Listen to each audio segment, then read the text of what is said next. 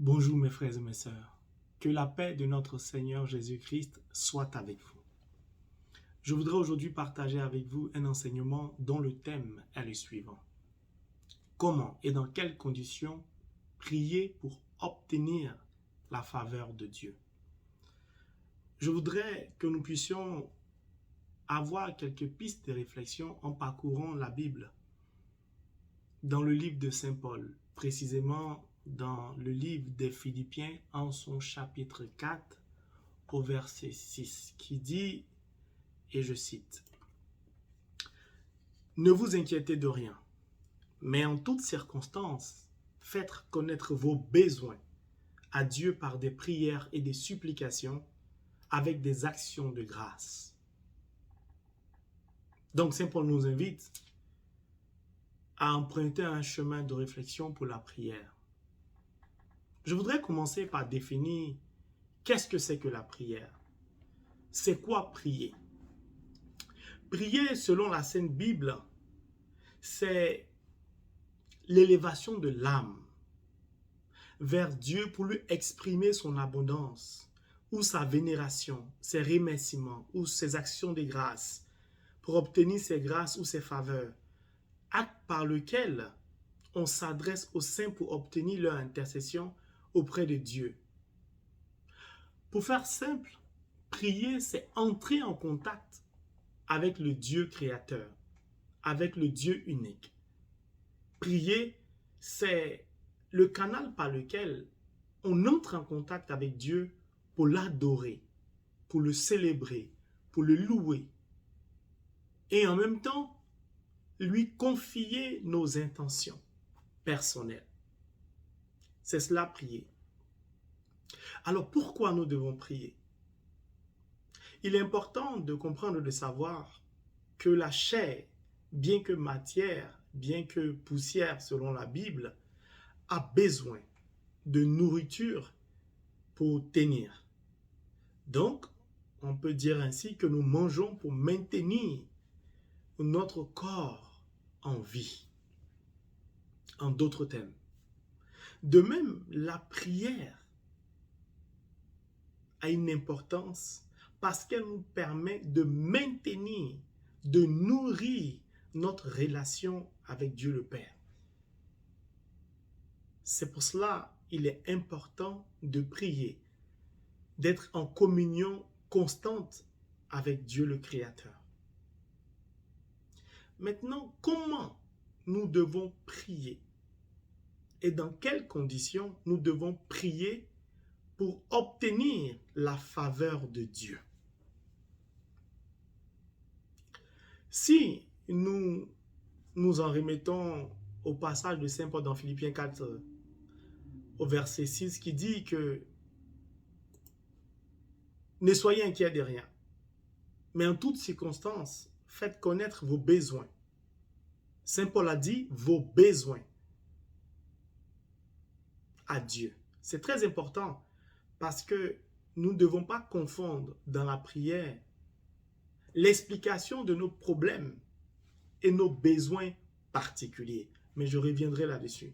Donc Saint Paul nous demande, par la prière, quelles que soient les circonstances dans lesquelles nous nous trouvons, que nous vivons, nous devons faire connaître nos besoins à Dieu, mais pas de n'importe quelle manière, par des supplications, accompagnées d'actions de grâce.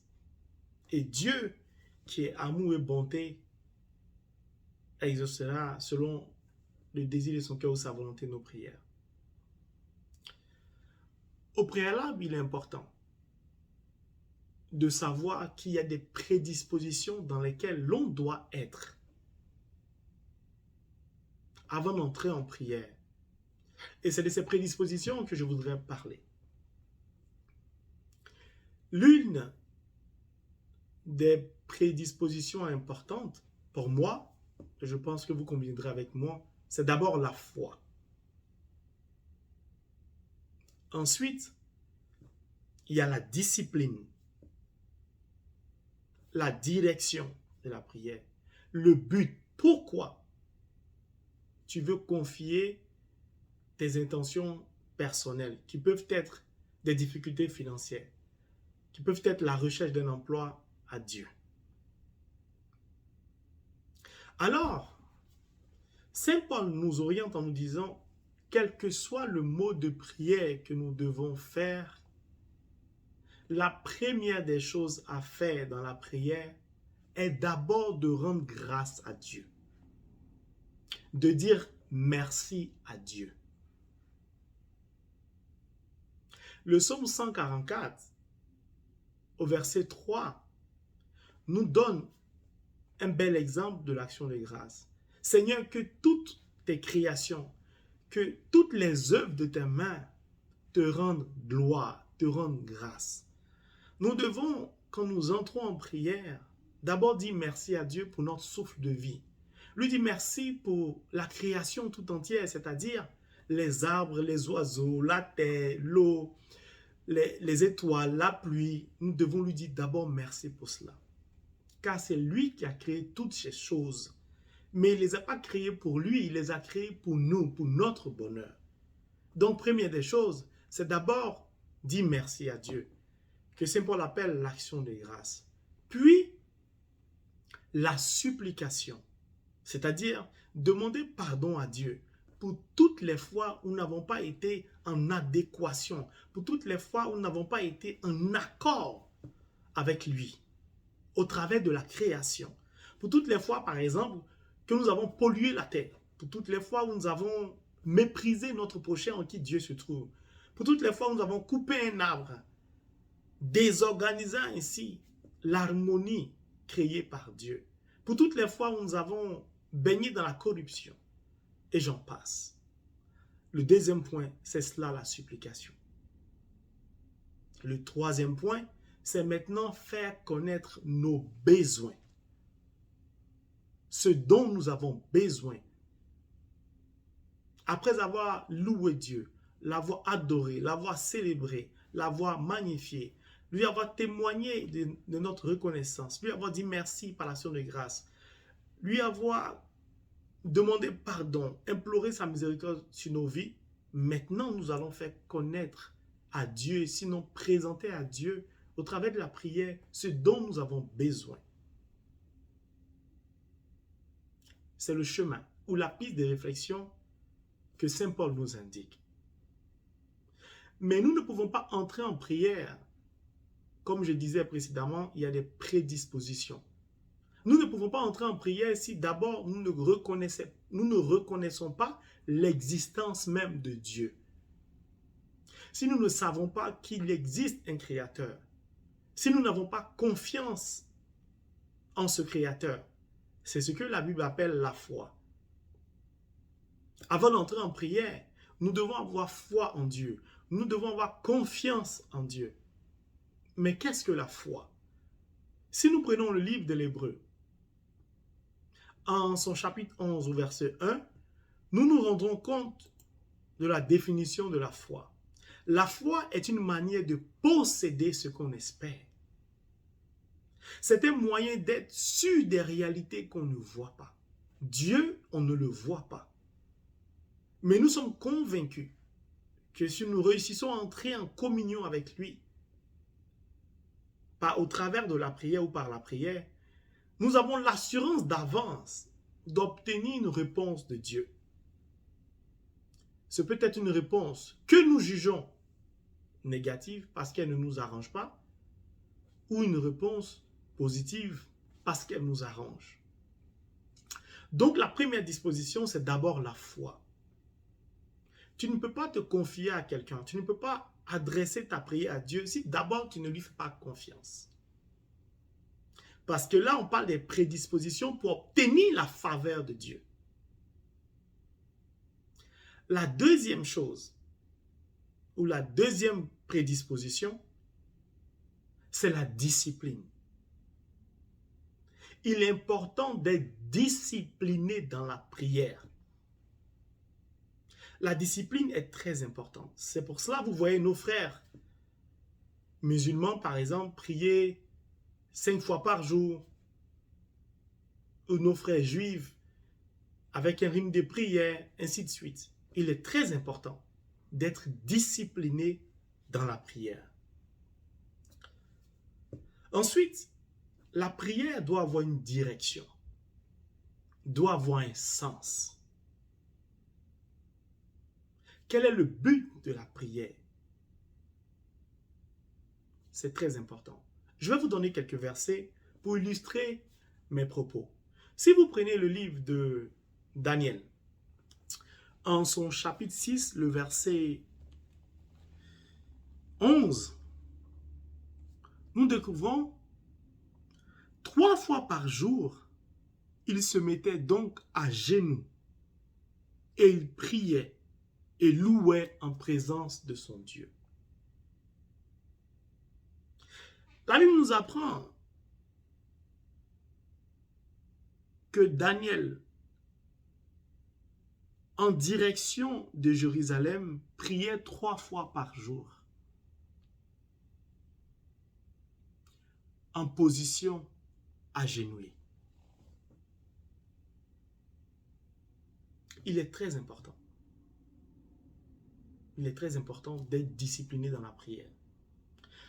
Le livre de l'Hébreu aussi, chapitre 11, au verset 7, nous dit, au verset 6, « Or, sans la foi, il est impossible d'être agréable à Dieu, car celui qui s'approche de Dieu doit croire qu'il existe et qu'il récompense ceux qui le cherchent. » C'est-à-dire avoir la foi. Quand on s'approche de Dieu au travers de la prière, d'abord on doit croire en l'existence de Dieu. On doit lui faire confiance. On doit être discipliné dans la prière. Prendre des moments réguliers de prière. Puis, nous devons avoir une direction. D'aucuns, en Israël comme Daniel, priaient en direction de Jérusalem. D'autres en direction du soleil.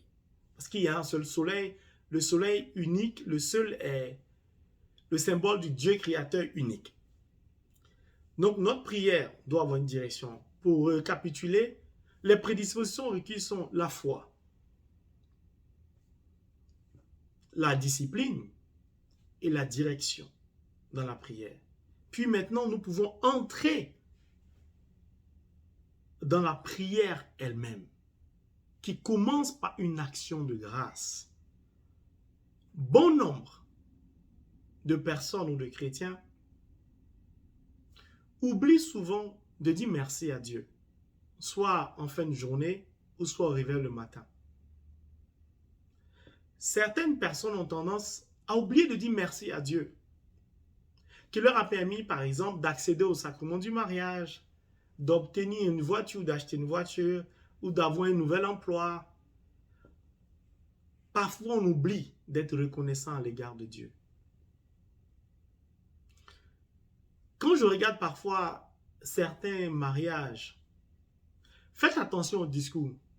Certains chrétiens oublient dans le discours, lors de leur mariage, de dire merci à Dieu, qui leur non seulement accordé de rencontrer leur moitié, mais qui a permis même que la cérémonie, que la fête ait lieu.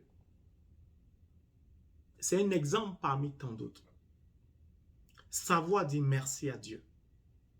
Savoir reconnaître que si déjà nous pouvons nous mettre à genoux pour prier Dieu, c'est parce que nous sommes vivants.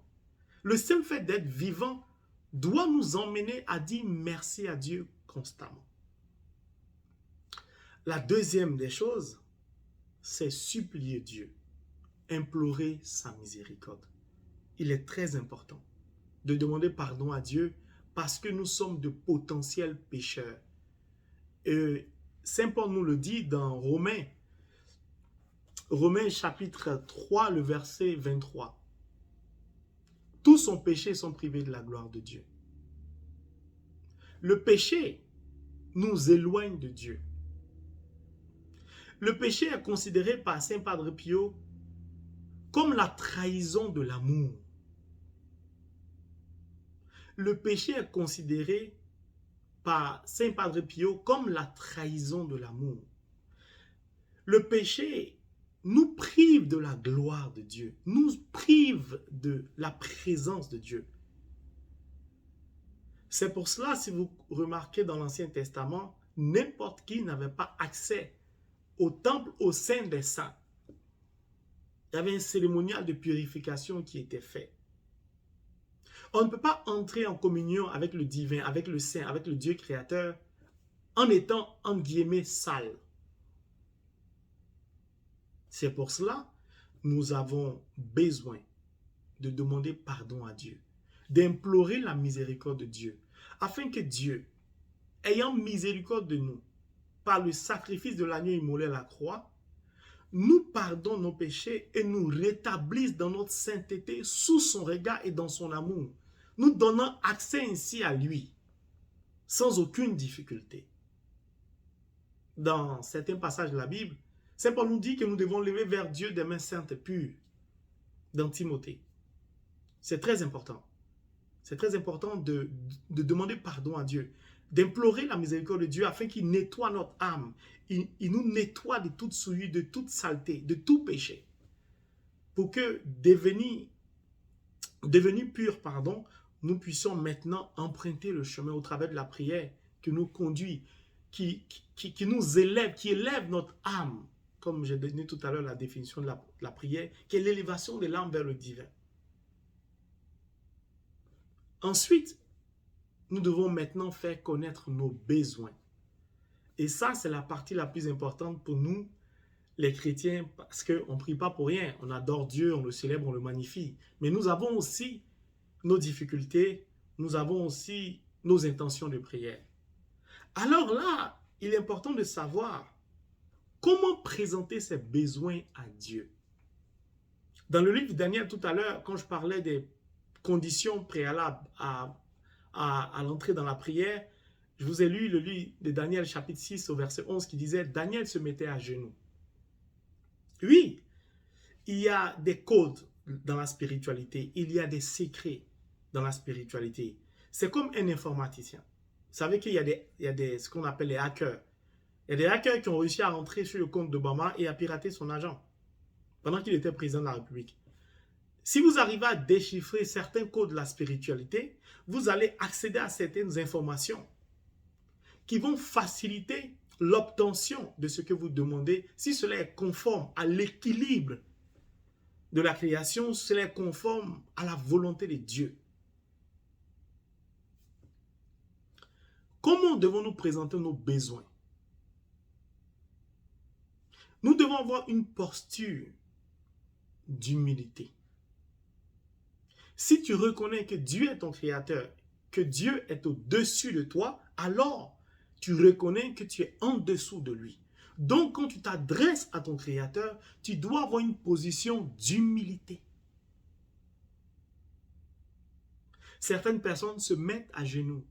Certaines personnes se prosternent. Dans la Bible, certaines personnes recouvraient leur visage, leur face, comme Élie, quand il est sorti de sa caverne. Comme Moïse devant le buisson Adam. Quand nous entrons au travers de la prière en communion avec Dieu, nous devons avoir une posture d'humilité. Une fois que nous avons la posture d'humilité, alors nous commençons à présenter nos besoins à Dieu. Nos besoins sont différents de l'exposition de nos problèmes. Je vous donne un exemple. Tu entres en prière et tu passes ton temps à expliquer tes problèmes à Dieu. Seigneur, toi-même tu sais, c'est dur, je ne m'en sors pas. Seigneur, la vie n'est pas facile, vraiment. Dieu, est-ce que tu existes encore? Je ne sais pas où tu es, vraiment ma vie ne change pas, c'est difficile pour moi. Ma soeur est mariée, ma copine est mariée, mon ami est marié. Seigneur, et moi? Ça, vous avez passé du temps à expliquer, à exposer vos problèmes à Dieu. Le besoin est le mariage. Tu veux accéder au mariage. Dis à Dieu ton besoin. Tu veux te marier. Tu recherches un emploi. Dis à Dieu que tu as besoin d'un travail. Mais viens pas dire à Dieu, ah Seigneur, il y a longtemps j'ai postulé, chaque fois que je postule, il n'y a pas de réponse. Seigneur, toi-même tu sais, je ne sais pas, peut-être mon dossier se perd. Seigneur, ah, pourquoi mon Dieu n'arrive pas à travailler? Ça, ce n'est pas une prière. Tu ne présentes pas tes besoins. Tu te lamentes, tu exprimes ta douleur. Quel est ton besoin d'abord? Ce qui est prioritaire, c'est ton besoin. Tu as besoin d'un visa. Tu as besoin d'acheter une maison. Tu as besoin d'un travail. Tu as besoin d'avoir un enfant. Tu as un besoin d'enfantement. Ça, c'est le besoin. Évitez dans la prière d'exposer, d'expliquer. Dieu voit tout. La Bible dit que tout est subjugué par son regard. Dieu voit tout. Dieu sait tout. Dieu connaît tout. Dieu n'a pas besoin que tu viennes lui faire la litanie. Depuis que tu es né, voici tous les problèmes auxquels j'ai été confronté. Il sait ça déjà. Présente-lui ton besoin. Comment? Avec humilité. Si nous parcourons le livre de Saint Luc, en son chapitre 18, à partir du verset 11, vous allez comprendre la différence entre la prière de l'humilité et la prière de l'orgueil. Que nous dit le livre de Saint Luc? Saint Luc chapitre 18 verset 11. Le pharisien, deux hommes, verset 10, deux hommes montèrent au temple pour prier. L'un était pharisien et l'autre publicain. Le pharisien, debout, priait ainsi en lui-même. « Ô Dieu, je te rends grâce de ce que je ne suis pas comme le reste des hommes qui sont ravisseurs, injustes, adultères, voleurs, ou même comme ce publicain. Je jeûne 2 fois dans la semaine, je donne la dîme de tous mes revenus, ainsi de suite, ainsi de suite. » Voici une telle prière à éviter.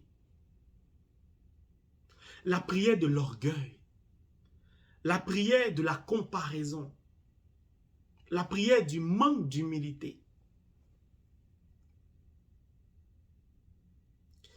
Nous devons venir à Dieu à genoux, prosternés, le visage recouvert, en tout cas dans une attitude d'humilité. Le glorifier et lui présenter avec humilité nos besoins. Et non nous comparer comme ce pharisien qui se comparait à ce publicain. Alors que la prière du publicain, si on lit les versets qui suivent, est l'exemple typique de la prière de l'humilité. Le publicain se tenant à distance, il reconnaît qu'il n'est pas l'égal de Dieu. Il reconnaît qu'il n'est même pas digne de s'approcher de Dieu. N'osait même pas lever les yeux au ciel, mais il se frappait la poitrine en disant « Oh Dieu, sois apaisé envers moi qui suis un pécheur. » Reconnaître qu'on n'est rien sans Dieu. C'est ce que la Bible appelle la prière du juste a beaucoup d'efficacité. La prière du pauvre, le pauvre c'est celui qui pense, qui croit que sans Dieu, sa vie n'est rien. C'est pourquoi Jacques 5, le verset 16 nous dit « La prière fervente du juste a beaucoup d'efficacité. » Jacques 5, verset 16. La prière du juste faite avec véhémence est de grande efficacité. Le juste, c'est celui qui reconnaît son état de pécheur. C'est celui qui reconnaît sa faiblesse. C'est celui qui sait que sans Dieu, il n'est rien. Donc, quand il entre en communion au travers de la prière avec Dieu, il s'abaisse. Il ne se compare pas comme fait ce pharisien ou comme faisait le pharisien.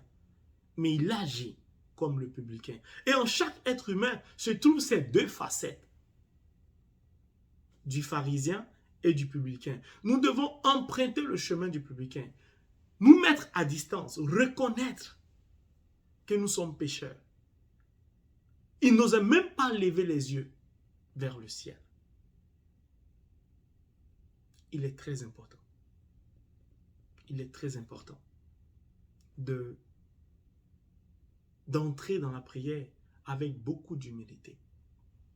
L'humilité est l'une des clés qui favorise la faveur de Dieu. L'humilité est l'une des clés qui permet ou qui attire la grâce, la bénédiction de Dieu sur nos vies.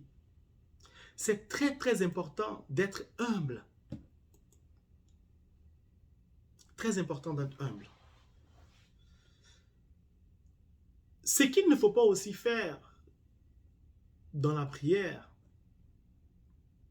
c'est répéter les mêmes mots, répéter les mêmes phrases pour se donner du temps dans la prière, en pensant qu'en répétant les mêmes phrases plusieurs fois, ça nous donne une durée peut-être d'1 heure et on se convainc qu'on a bien prié parce qu'on a passé beaucoup de temps à prier. Non, la prière, ce n'est pas ça. Entrer en communion avec Dieu, exprimer nos besoins de façon simple, claire et limpide à Dieu. Être dans un état d'humilité, reconnaître sa faiblesse pour s'adresser au Créateur. Éviter un certain nombre de choses qui nous empêchent d'obtenir la faveur de Dieu dans nos prières. Par exemple, il y a des gens qui prient aujourd'hui pour obtenir un enfant. Dans leur passé, depuis qu'ils étaient petits, ils priaient en disant, ou ils disaient constamment à Dieu, « Ah, je vais être sœur, je vais être prêtre, je vais être religieux. » Sachant très bien qu'une religieuse, une nonne ne fait pas d'enfant, n'a pas d'enfant.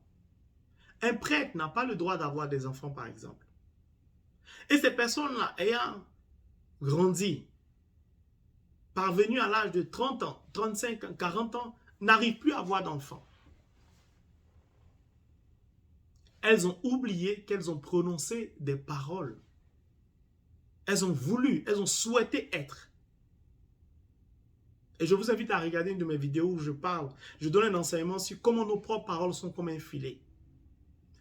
Si vous êtes dans ce genre de cas, vous devez faire des prières de supplication et demander à Dieu non seulement d'annuler vos paroles et d'annuler la conséquence de vos paroles. C'est très important. Si vous parcourez le livre de Jérémie, Jérémie dit quoi à Dieu? Seigneur, agis en ma faveur pour les péchés qu'il a oubliés, les péchés dont il ne s'en souvient plus. Ça veut dire que des péchés que nous commettons, que nous oublions de confesser, peuvent être des obstacles à l'exaucement de nos prières.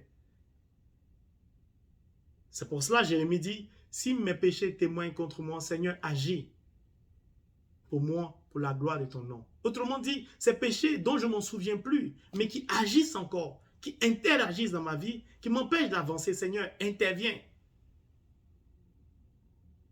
Efface, pardonne-moi, rétablis-moi dans ma pureté, dans ma sainteté. C'est très important. Il y a certaines personnes qui vont mentir et après venir prier, oubliant qu'elles viennent de mentir, ou elles ont l'habitude de mentir. Je vais vous donner un passage de la Bible qui est poignant. Quand nous entrons en prière, il est important sérieusement que nous comprenions que nous devons être dans un état de pureté et que nous devons, après avoir rendu grâce à Dieu, demander pardon, confesser ce que nous avons fait. Si nous oublions de dire à Dieu, ah, pardonne-moi, j'ai menti, pardonne-moi, j'ai fait ceci ou cela, nous mettons sans nous rendre compte un obstacle.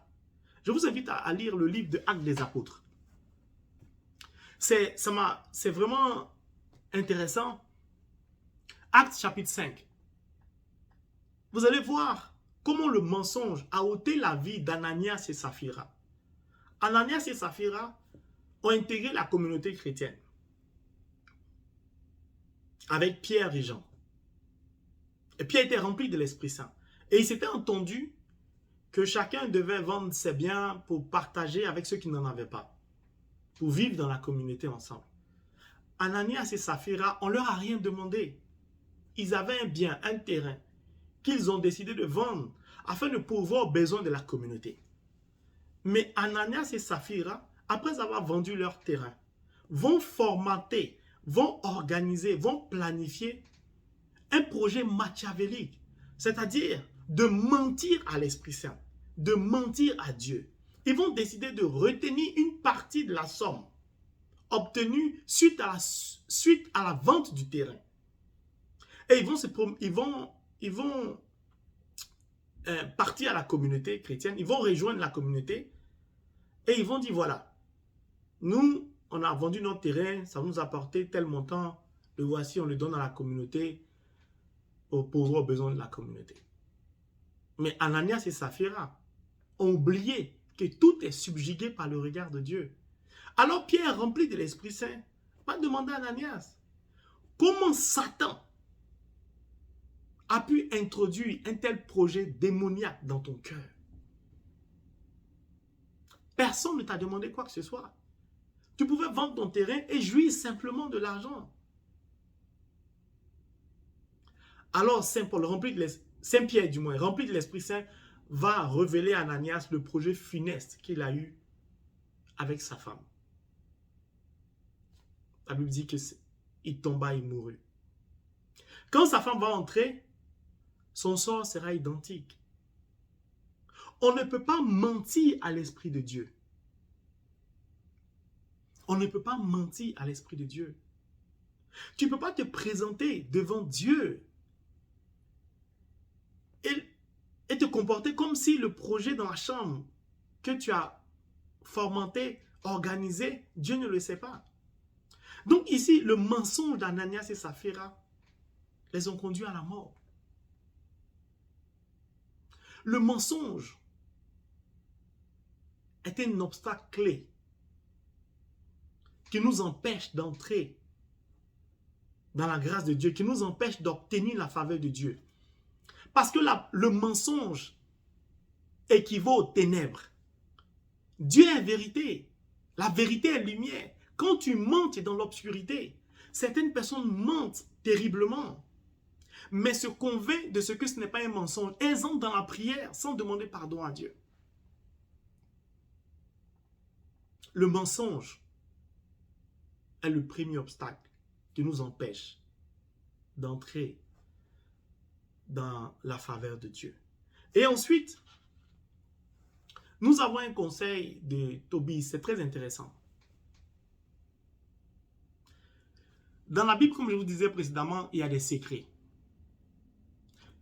Si vous voulez obtenir la faveur de Dieu, voir vos intentions être exaucées, comme le dit Tobie 4 à partir du verset 7, Tobie donne des conseils à son fils Tobias. Il dit, ne détourne jamais ta face d'un pauvre et la face de Dieu ne se détournera jamais de toi. Autrement dit, Dieu se trouve au travers du pauvre que tu méprises, que tu dépasses. Autrement, Dieu nous invite à partager ce que nous avons avec ceux qui n'en ont pas, c'est-à-dire à faire le bien. Car Dieu est l'incarnation du bien. Dieu est lumière. C'est pour cela, vous voyez, beaucoup de personnes créent des fondations. Ça fait partie des codes, des secrets de la Bible pour obtenir la faveur de Dieu. Ne détourne jamais ta face d'un pauvre et la face de Dieu ne se détournera jamais de toi. Frère, ma sœur, j'ai fait personnellement cette expérience. Mais ne donne pas aux pauvres par calcul non plus. Donne avec ton cœur. Et tu obtiendras la grâce de Dieu. C'est ce que Corneille a fait dans Actes des Apôtres, Actes chapitre 10. Lorsque l'ange est apparu à Corneille, l'ange lui dit, tes bontés, tes largesses et tes prières obtenues ont trouvé grâce devant la face de Dieu. Tes largesses, tes bontés, tes prières se sont dressées comme un mémorial. Ce sont les bontés de Corneille, les largesses de Corneille qui lui ont permis de recevoir l'ange, qui ont permis à tous ceux qui étaient dans la cour de Corneille à Césarée de recevoir le Saint-Esprit. Évitez de mentir, comme Ananias et Saphira dans Actes chapitre 5. Faites le bien, comme Tobie le recommande à son fils dans Tobie chapitre 4, verset 7.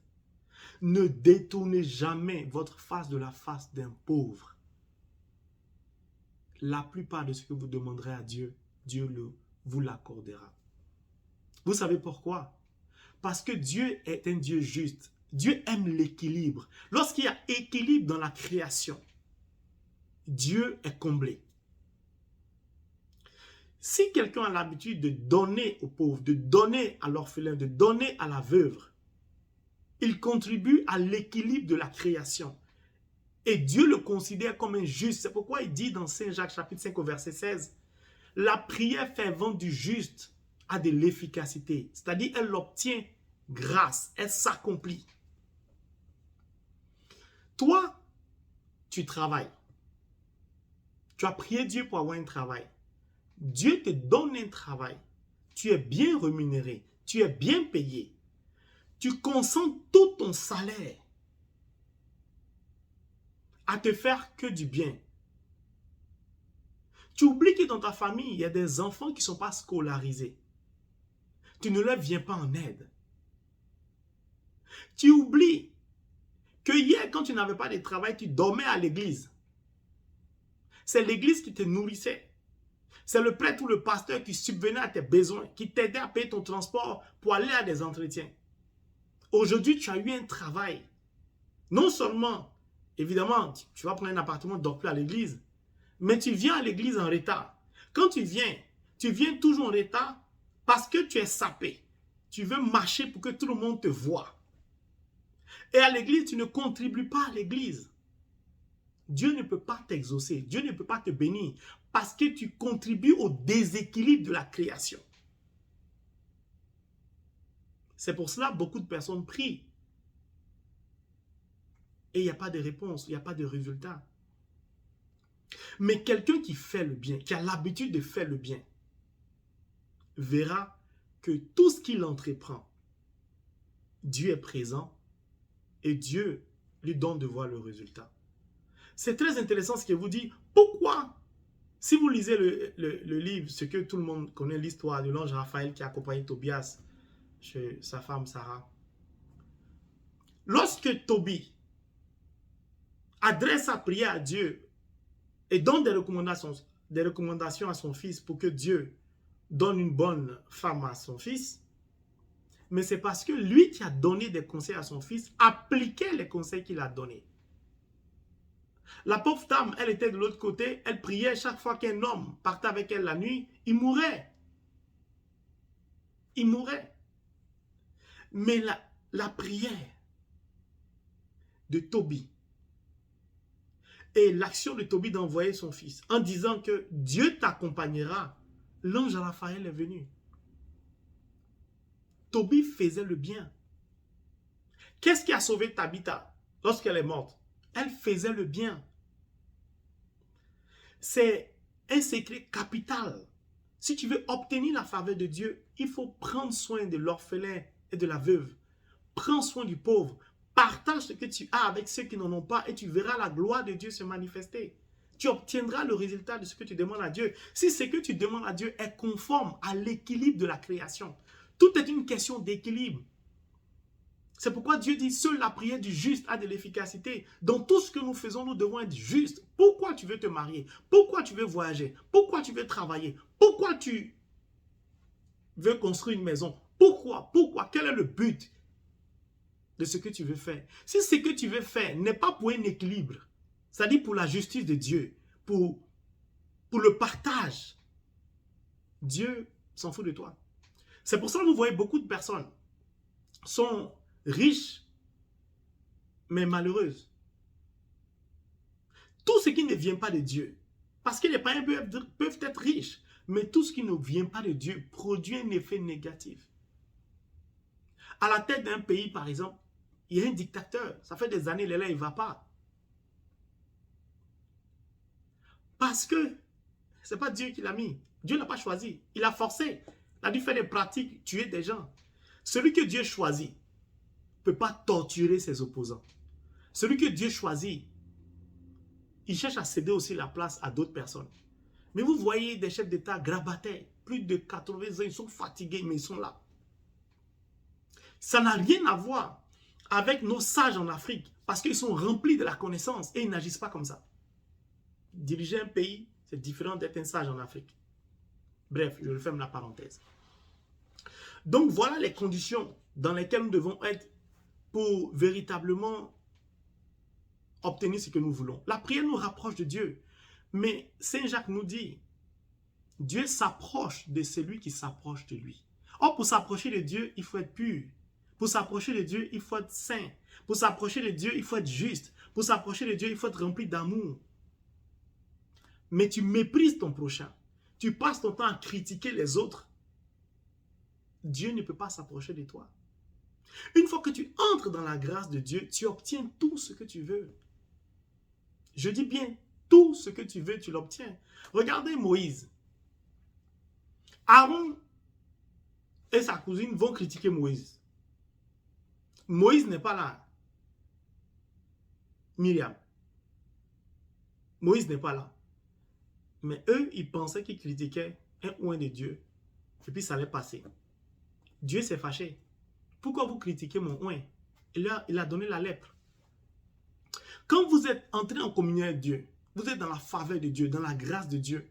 C'est lui qui, même dans un pays lointain, en cachette, vous critique, va chez un marabout, va chez un sorcier contre vous. Ne vous inquiétez pas, vous dormez en paix.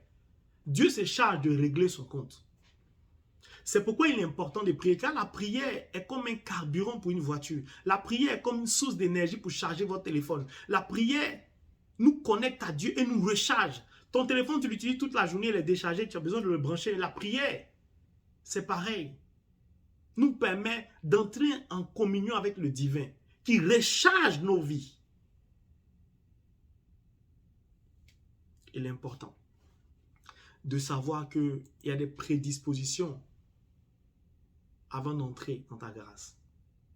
Le jeûne fait partie de ce qui nous permet de nous détacher de tout ce qui est souillure. Il est important. Le jeûne est très important. Si vous demandez, comme le dit Saint Jacques, chapitre 4, verset 3, pour votre propre plaisir, votre prière ne sera pas exaucée. Si vous utilisez vos dons spirituels uniquement pour vous-même, Dieu ne va pas vous bénir personnellement. Dieu nous a créés de sorte à ce que nous soyons les gardiens de la création. Tout ce que nous faisons, 99% de ce que nous faisons doit être en accord avec Dieu. 1% pour nous, mais 99%. Dès que tu es en accord avec Dieu, tout ce que tu veux, il te donne. C'est une loi divine. C'est important. Demander pour son plaisir. Lorsque Élie était au mont Carmel, il a prié pour qu'il y ait de la pluie. Ce n'était pas pour lui. C'était pour glorifier Dieu. Lorsque Anne, dans le livre de Samuel, a prié, elle n'arrivait pas à obtenir un enfant. Mais quand Anne a dit à Dieu, si tu me donnes un enfant, je te le donne, elle a obtenu un enfant. Sa demande initiale était personnelle. Sa demande secondaire était la vraie demande, car elle était compatible au projet de Dieu. L'année qui a suivi, Anne a eu un enfant. Mais aussi longtemps que Anne priait pour son besoin personnel, pour son ego personnel, parce qu'elle n'avait pas d'enfant, il fallait qu'elle ait un enfant, Dieu n'écoutait pas ses prières. Je vous donne un autre secret. Regardez, Dieu a créé le ciel et la terre, tout ce qui s'y trouve. Prenez les plantes, les arbres. Vous prenez un arbre, il pousse, il tend toujours vers le haut, vers le Créateur. Mais les racines s'enfoncent sous la terre. Tout ce qui pousse sur la terre a tendance à aller vers le haut. Donc quand nous entrons en priant, en communion avec Dieu, nous devons avoir le besoin d'élever notre âme. Tout être être humain qui est sur la terre doit avoir un besoin d'élévation spirituelle. Vous jetez n'importe quel banc qui doit pousser, qui devait manguer, il tend toujours vers le haut. Souvent, quand vous allez à la plage ou devant un lac, vous voyez, même au désert, pour ceux qui sont allés en Israël, moi qui ai eu la chance par la grâce de Dieu d'aller au désert, d'aller en Israël, au désert, et même si vous parcourez, on va dire, vous partez en Californie en quittant Los Angeles, je l'ai fait récemment, vous partez en voiture, vous allez voir que dans le désert, à côté d'un lac ou d'un fleuve, vous allez voir, il y a des arbres qui se penchent, qui grandissent en se penchant, qui sortent de la terre, qui sont penchés, mais dont le sommet de l'arbre tend toujours à se dresser vers le haut. Mais vous allez voir que toute la longueur de l'arbre est penchée, mais le bout va se lever vers le haut. Parce que tout ce que Dieu crée doit tendre vers lui. Et nous devons prier d'abord pour notre élévation spirituelle. Dieu nous a créés pour que nous puissions nous élever spirituellement. Et nous devons croire et avoir confiance en Dieu. Si Dieu nous a créés de même nature que lui, c'est-à-dire en nous, il y a un pouvoir, une puissance qui nous permet d'accéder à ce dont nous avons besoin. Mais est-ce que ce dont nous avons besoin est conforme à notre équilibre personnel? That is the question. Est-ce que ce dont nous avons besoin est important pour notre équilibre personnel? Certaines personnes sont déséquilibrées intérieurement, blessées des relations précédentes. Elles vont s'engouffrer dans leurs blessures, désorganisant ainsi leur homme intérieur qui est déconnecté de Dieu et ne peut plus avoir de mari. Parce qu'elles baignent maintenant dans l'orgueil, en plus des blessures.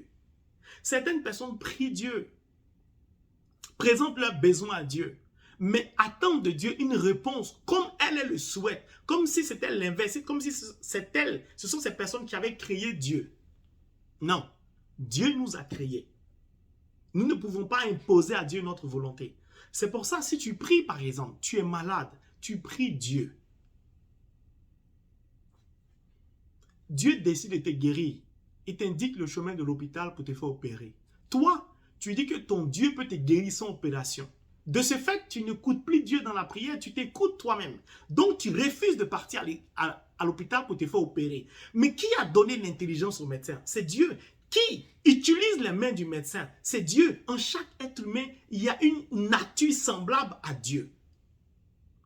Alors, Dieu t'attend à l'hôpital pour t'opérer, pour que tu retrouves ta santé. Toi, tu refuses de partir, tu te convaincs que ton Dieu peut te guérir. Non, tu te convaincs et tu imposes ta volonté à Dieu. Autrement dit, tu es Dieu à la place de Dieu. Tu ne vas pas être guéri. Mais Dieu peut intervenir directement dans la vie de quelqu'un pour le guérir sans opération. Donc, quand nous prions, nous devons avoir une oreille attentive à ce que Dieu veut nous dire. Parce que la prière, c'est entrer en communion avec le divin. Dieu parle, Dieu nous parle. Dieu nous parle et nous parlons à Dieu. Dieu nous parle de plusieurs manières au travers de la nature, au travers de l'eau. La Bible dit quand Élie était au mont Carmel, il a prié en direction en regardant la mer. Il a dit à son serviteur, va voir si une nuage s'élève au-dessus de la mer. Qui a créé la mer? C'est Dieu. C'est important. Quand nous prions, nous parlons à Dieu, nous communiquons avec Dieu, nous devons être capables d'ouvrir notre oreille pour entendre la voix de Dieu. Si tu pries Dieu, que Dieu t'indique un autre chemin, que tu t'entêtes à emprunter ton chemin à toi, tu vas passer des années sans obtenir des résultats. Il est important, il est même capital, lorsqu'on entre par la prière en communion avec Dieu, d'entendre la voix de Dieu. Car c'est Dieu qui va nous donner des instructions qui vont nous permettre d'obtenir ce que nous désirons. Les choses à éviter, le mensonge. Siracide dit, tu entends une affaire, sois un tombeau. Les murmures, les racontas, la jalousie. J'ai déjà fait un enseignement dessus. Prenez Galates chapitre 5, les désirs de la chair s'opposent aux désirs de l'esprit. L'adultère, l'union illégale. Tu sois la femme de ton voisin et la nuit tu vas prier comme si de rien n'était. Tu trompes ta femme tous les jours. Et puis tu rentres à la maison, ta femme est chrétienne, ou même ton mari est chrétien, dit, viens en prier, tu te mets à genoux. Tu sais que la vie que tu mènes n'est pas conforme pour ton équilibre personnel, pour l'équilibre de ton foyer, pour l'équilibre de tes enfants, pour l'équilibre de ta relation avec Dieu. Tu sais ça et tu continues dedans, mais tu veux que Dieu t'exauce. Non, tu pries, Dieu t'exauce, on ne peut plus te parler. Tu n'écoutes plus personne. Tout le monde est fâché avec toi. Parce que tu parles mal, tu méprises les gens et tu continues à aller dans les prières, tu continues à prier. Mais il y a longtemps, Dieu t'a quitté, il ne va plus t'exaucer. C'est un fait réel. Il est important de jeûner aussi. Le jeûne est très important. Jeûner nous rapproche, nous permet d'entrer en communion et d'entendre les instructions de Dieu. Lorsque Dieu voulait parler au peuple, Exode dans le chapitre 19, vous verrez que Dieu a dit à Moïse, va dire au peuple de se sanctifier, de ne pas toucher leurs femmes, et le troisième jour de venir. Et Dieu a parlé à son peuple. Moi, je jeûne beaucoup. Je fais beaucoup d'aumônes. C'est vrai, vous allez me dire, oui, mais si je n'ai pas d'argent, comment je fais? Comment je vais m'en sortir? Mais écoutez ce que Tobie recommande à son fils. Vous prenez Tobie 4 au verset 7, où il dit, ne détourne pas d'un pauvre, ne détourne pas ta face d'un pauvre et la face de Dieu ne se détournera pas de toi. Accorde ton aide selon les biens dont tu disposes, qu'ils soient abondants ou non. Même si tu en as peu, n'hésite pas à donner ce peu. Il y a des gens qui vont vous dire, non, moi je ne peux pas donner, je n'ai rien. Non, peut-être que financièrement tu n'as rien, mais tu es vivant, donc tu as du temps pour visiter les malades. Tu as du temps pour visiter les prisonniers. Tu as du temps. Tu peux convertir ce que tu as. Tout ne se résume pas à l'argent. Je parle avec beaucoup de personnes. Parfois, certaines personnes qui viennent me confier les sujets de prière, quand nous échangeons, je pose souvent une question. Est-ce qu'il t'arrive de temps en temps, ou une fois par année, de donner à Dieu? Oui, non, mais c'est dur, tu sais, j'ai pris un crédit à la banque, je dois à telle personne, quand mon salaire vient, je dois payer le crédit, et je dois payer le loyer, il ne me reste plus rien. Il dit, tu as vu, tu n'avais pas de crédit avant, tu ne donnais pas à Dieu. Maintenant, tu as un crédit. Quand tu payes le crédit, tu n'arrives même plus à joindre les deux bouts. Mais tu oublies Dieu. Quand tu n'avais pas de crédit, tu ne donnais pas à Dieu. Parce que tu avais le même raisonnement. Si je donne à Dieu, ça va déséquilibrer mes finances, je ne pourrai plus payer mon loyer. On a tendance à toujours choisir quelque chose pour justifier que ce qu'on fait est bon. Ou pour se donner bonne conscience. Non. Tobias a reçu les conseils de son père. Il dit, même si tu en as peu, n'hésite pas à donner de ce peu aux pauvres. Parce que Tobie a compris les codes de la spiritualité. Il a compris les lois spirituelles. Nous sommes le don de Dieu, la création. Nous devons donner. Pourquoi les femmes sont bénies? À l'origine, pourquoi les femmes sont bénies? Certaines femmes ne savent pas pourquoi elles sont bénies. La femme donne vie. Tout ce qui donne vie est béni d'avance. La nature nous donne à manger. La nature donne la vie. C'est pourquoi on dit la nature est féminine. Tout ce qui donne la vie est féminin. La femme donne la vie. La femme réceptionne juste une goutte de spermatozoïde, excusez-moi, de sperme. Un liquide.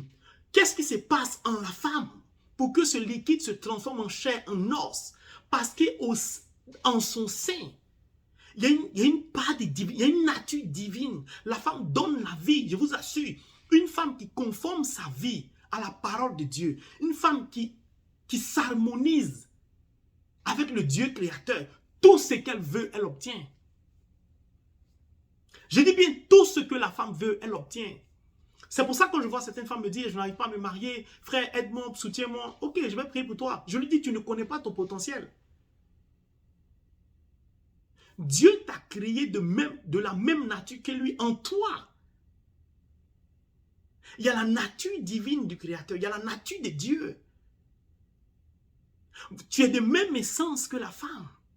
Et que Dieu, la femme est de même essence que Dieu. L'homme est de même essence que Dieu. Mais si vous remarquez, l'homme ne donne pas la vie. Quand vous partez dans des assemblées de prière, regardez bien, il y a toujours plus de femmes que d'hommes. Parce que la femme, elle donne la vie. Donc, elle a une connexion surnaturelle, innée avec Dieu le Créateur.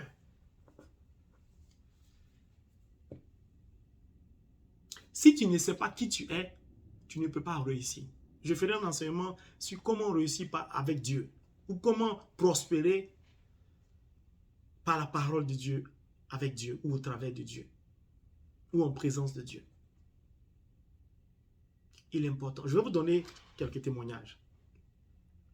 Quand j'ai véritablement accepté de suivre les recommandations de Dieu, de m'harmoniser intérieurement. Parce que si vous n'êtes pas harmonisé intérieurement, selon vous, pourquoi le psalmiste dit Dieu siège dans la louange et dans l'adoration? Vous savez, quand vous adorez Dieu, quand il y a des mélodies, quand quelqu'un chante à une dimension puissante, à l'intérieur de nous, tout s'organise, tout s'harmonise. Le roi David, il payait les gens pour venir chanter pour lui dans sa vieillesse. Dieu, dans l'adoration, il est heureux. Quand il est heureux et qu'il est comblé, alors il te bénit. Maintenant, tu as le même essence que Dieu. Donc, quand tu es dans l'adoration, toi-même, tu es joyeux. Vous savez, il y a ce qu'on appelle la musicothérapie. Il y a des gens qui guérissent en écoutant de la musique. Il y a tellement de secrets dans la parole de Dieu qu'on peut obtenir tout ce qu'on veut, à condition que ce qu'on désire obtenir soit pour le bien des autres, c'est-à-dire pour l'équilibre. Tu ne peux pas avoir 3 voitures, toi seul, et ton fils marche. Il y a un déséquilibre. C'est le déséquilibre qui crée les problèmes. En temps normal, si tu te lèves pour aller à l'auto-école, pour apprendre à conduire, pour avoir un permis, ce n'est plus pour monter dans le bus, ou pour courir sur les trains, t'accrocher sur les bus. Non, pour acheter ta voiture pour conduire. Pour permettre à ceux qui n'ont pas les moyens d'acheter leur voiture d'emprunter le bus. Donc, tu cèdes ta place à quelqu'un d'autre. Mais tu allais apprendre à conduire, tu as 2, 3 voitures.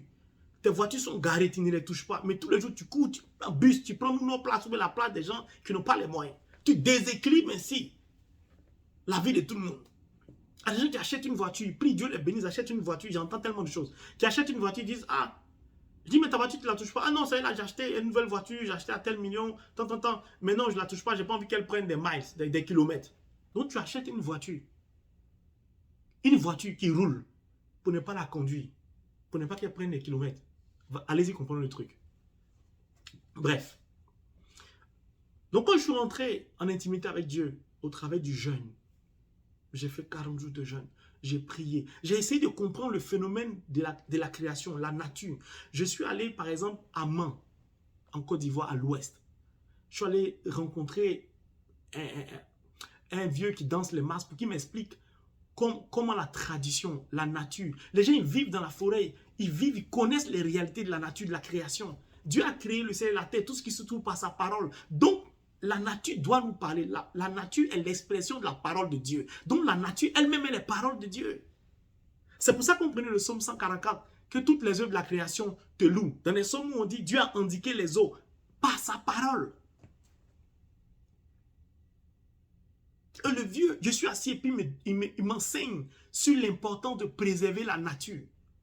Il me donne des conseils. Nous devons entendre la voix de Dieu. Tout ce que Dieu a créé est pour notre épanouissement et notre bonheur. Si nous sommes en harmonie avec la terre, avec la mer, avec les forêts, avec les animaux. Dieu n'a pas créé les animaux pour qu'on les enferme dans des cages. Ça, c'est l'œuvre de l'homme. Dieu n'a jamais dit d'enfermer les animaux dans des cages. Si vous avez la chance d'aller au champ, nous qui avons grandi, qui partons en vacances au village, qui parcourons les champs de nos grands-parents, on partait au champ, on monte des montagnes, on arrive au champ. Dès que tu entres dans la forêt, même l'air que tu respires change d'odeur. La saveur est différente. Parce qu'en ville, tout est pollué. Mais quand tu pénètres dans la nature, il y a un certain calme, il y a une certaine atmosphère. L'oxygène est pur. Tu sens que tu respires l'air, mais tu dis, c'est bizarre tout à l'heure, c'était un peu bizarre. Mais là, tu sens qu'il y a quelque chose. Parce que la nature nous parle. La nature nous parle. Donc, comme je disais tout à l'heure, quand je suis entré en intimité avec Dieu, 40 jours de jeûne,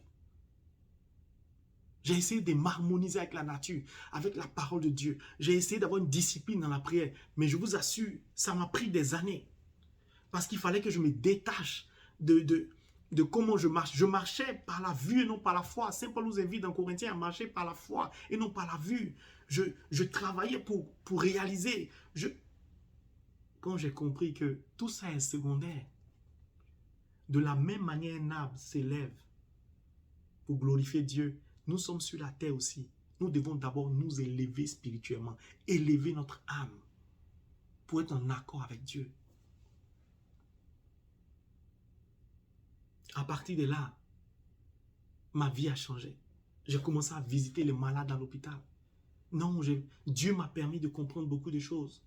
Mon rapport à la vie a changé. Et regardez, je vais faire un enseignement sur la richesse, l'argent et Dieu. Je vous donne un exemple. Regardez comment l'homme est devenu totalement renversé. Qui fabrique les billets des banques? Non, interrogeons-nous. Qui fabrique les billets des banques? N'est-ce pas l'homme qui fabrique les billets des banques? En utilisant les machines, mais c'est l'homme qui met les papiers, qui met tout. L'homme fabrique des billets de banque. L'homme fabrique des billets de banque. Comment se fait-il que c'est l'homme qui court aujourd'hui après les billets de banque qu'il fabrique? Des billets de banque qui n'ont pas de vie, ce sont des papiers. Normalement, c'est les billets de banque qui devaient courir après nous. Mais pourquoi c'est nous qui courons après l'argent? Il y a un problème, parce qu'il y a déséquilibre. Pourquoi fabriquons-nous des billets de banque? Tu fabriques quelque chose et tu cours après la chose. Expliquez-moi le sens. Parce que parfois, beaucoup de chrétiens ont un problème, ont du mal à utiliser l'intelligence que Dieu leur a donnée. Moi, ils me posent des questions tout le temps, des questions simples. Des questions simples. Peut-être qu'ils énervent les gens, mais ce sont des questions qui les soulèvent. Par exemple, je suis né, j'ai dit, mais ça fait plus de 40 ans que je suis sur la terre, comment ça s'est fait qu'il n'a jamais vu un pape noir? C'est une question que je me pose, je soulève la question. Je n'ai pas la réponse. Mais au moins, je me pose des questions. Il y a toujours des phénomènes bizarres. Mais tous ces phénomènes tendent à nous empêcher d'être en harmonie avec Dieu et nous empêchent ainsi d'entrer dans notre bénédiction. Donc, entrer en intimité avec Dieu, je pense que je ne suis pas juste. Comme a dit ce publicain, je ne suis pas digne de m'approcher de toi, mais je garde toujours le lien avec Dieu. Une sœur vient me voir, elle m'a dit, ah frère, j'ai créé une compagnie, j'ai eu des marchés, mais voilà que celui qui devait payer, le gouvernement ou bien la mairie a bloqué. L'argent a été décaissé par le gouvernement, mais telle personnalité a bloqué l'argent. Depuis lors, je ne peux pas avoir le nombre de millions que je dois avoir parce que j'ai effectué le travail pendant tel nombre d'années. Il lui dit, ma soeur, il n'y a pas de problème. C'est ton argent. Tu as travaillé pour ça, elle dit oui. Tu as créé ta compagnie pour ça, elle dit oui. Tu as travaillé normalement, elle dit oui. Tu as fait le travail qu'on t'a demandé de faire, elle dit oui. Il dit, mais c'est que tu auras ton argent. Parce que Dieu est un Dieu de la justice, il est juste. L'ouvrier mérite son salaire. Dieu dit, ne retiens pas le salaire du travailleur. C'est dans la Bible. Si nous lisons la parole de Dieu, si nous lisons les Saintes Écritures, tout y est. Ne retiens pas le salaire de l'ouvrier. Lisez Tobie chapitre 4. Prenez le temps de lire tout le chapitre 4. Ça fait partie des recommandations. Alors je dis à ma soeur, j'ai appliqué ce que je viens de vous dire. Nous allons prendre 7 jours de prière, c'est-à-dire la discipline. À la même heure, pourras-tu venir dans mon appartement? Elle m'a dit oui. Nous avons pris 7 jours de prière à la même heure, c'est-à-dire à 15 heures. Nous avons loué Dieu. Nous avons imploré la miséricorde du Dieu créateur, du Dieu tout-puissant.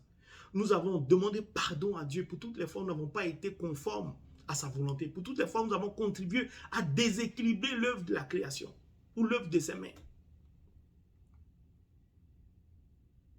Et nous avons présenté le besoin de cette femme à Dieu. Nous avons respecté le timing que nous sommes donnés, c'est-à-dire 7 jours. Mes frères, mes soeurs, après 7 jours, nous avons fini. Je veux dire, rendons grâce au Seigneur. Dieu, le vrai, l'unique, le Créateur, m'a dit que si je crois en lui, j'obtiendrai ce que je veux. Dieu m'a dit, Marc chapitre 11, le verset 24, tout ce que vous demandez en priant, croyez que vous l'avez reçu et vous verrez cela s'accomplir. Élie voyait la pluie dans son esprit, la pluie est venue. Je lui ai dit, Dieu t'a déjà donné ton argent, le virement est déjà effectif, tu vas le recevoir. La sœur est partie. Un jour, 2 jours, 3 jours, pas de nouvelles. Franchement, j'étais serein. Parce que Dieu ne ment pas. Quand tu en as quoi, Dieu? Tu es éloigné de boîtes de nuit, des maquis, de l'impudicité. Tu te coupes de tout ça. Tu ne cherches plus les femmes, tu te coupes de beaucoup de choses. Tu n'es pas marié, tu es célibataire. Toujours toi, tu veux changer de femme. Tu te coupes de tout ça. Les soirées alcoolisées, tu entres véritablement en intimité avec Dieu. Tu te purifies. Dieu t'écoute. Quelques jours après, la sœur m'appelle. Et elle vient me voir. On discute avant de partir. Elle dépose une enveloppe. Je n'ai pas vu. Elle part, elle m'appelle. Elle dit, ah, souvent on fait les blagues. Ah, j'ai oublié quelque chose. Regarde, peux soulever où est assis l'oreille. Je soulève, je vois une enveloppe. Elle dit, c'est pour toi. Que Dieu te bénisse, mon frère. Je peux la raccrocher. Donc, je prends l'enveloppe, j'ouvre. Une vraie enveloppe. Des billets nouveaux comme ça sont alignés. Beaucoup d'euros. Une enveloppe conséquente. Elle voulait dire merci à Dieu au travers de cette offrande. Son virement a été effectué. Ça ne ment pas. Ça ne ment pas. Regardez l'histoire. Si vous avez le temps, je vous invite à lire ou à vous documenter sur la vie de Saint Padre Pio. Un homme rempli de la puissance de l'Esprit de Dieu. 5 ans, il s'est fait baptiser. 15 ans, 9 ans, il tombe malade. Padre Pio était un homme malade. À l'âge de 9 ans, il est tombé malade. 15 ans, convaincu de sa foi, il décide d'entrer pour devenir prêtre. Il sort prêtre à 23 ans. Il rentre en intimité avec Dieu. Jésus le visite. La Vierge Marie le visite.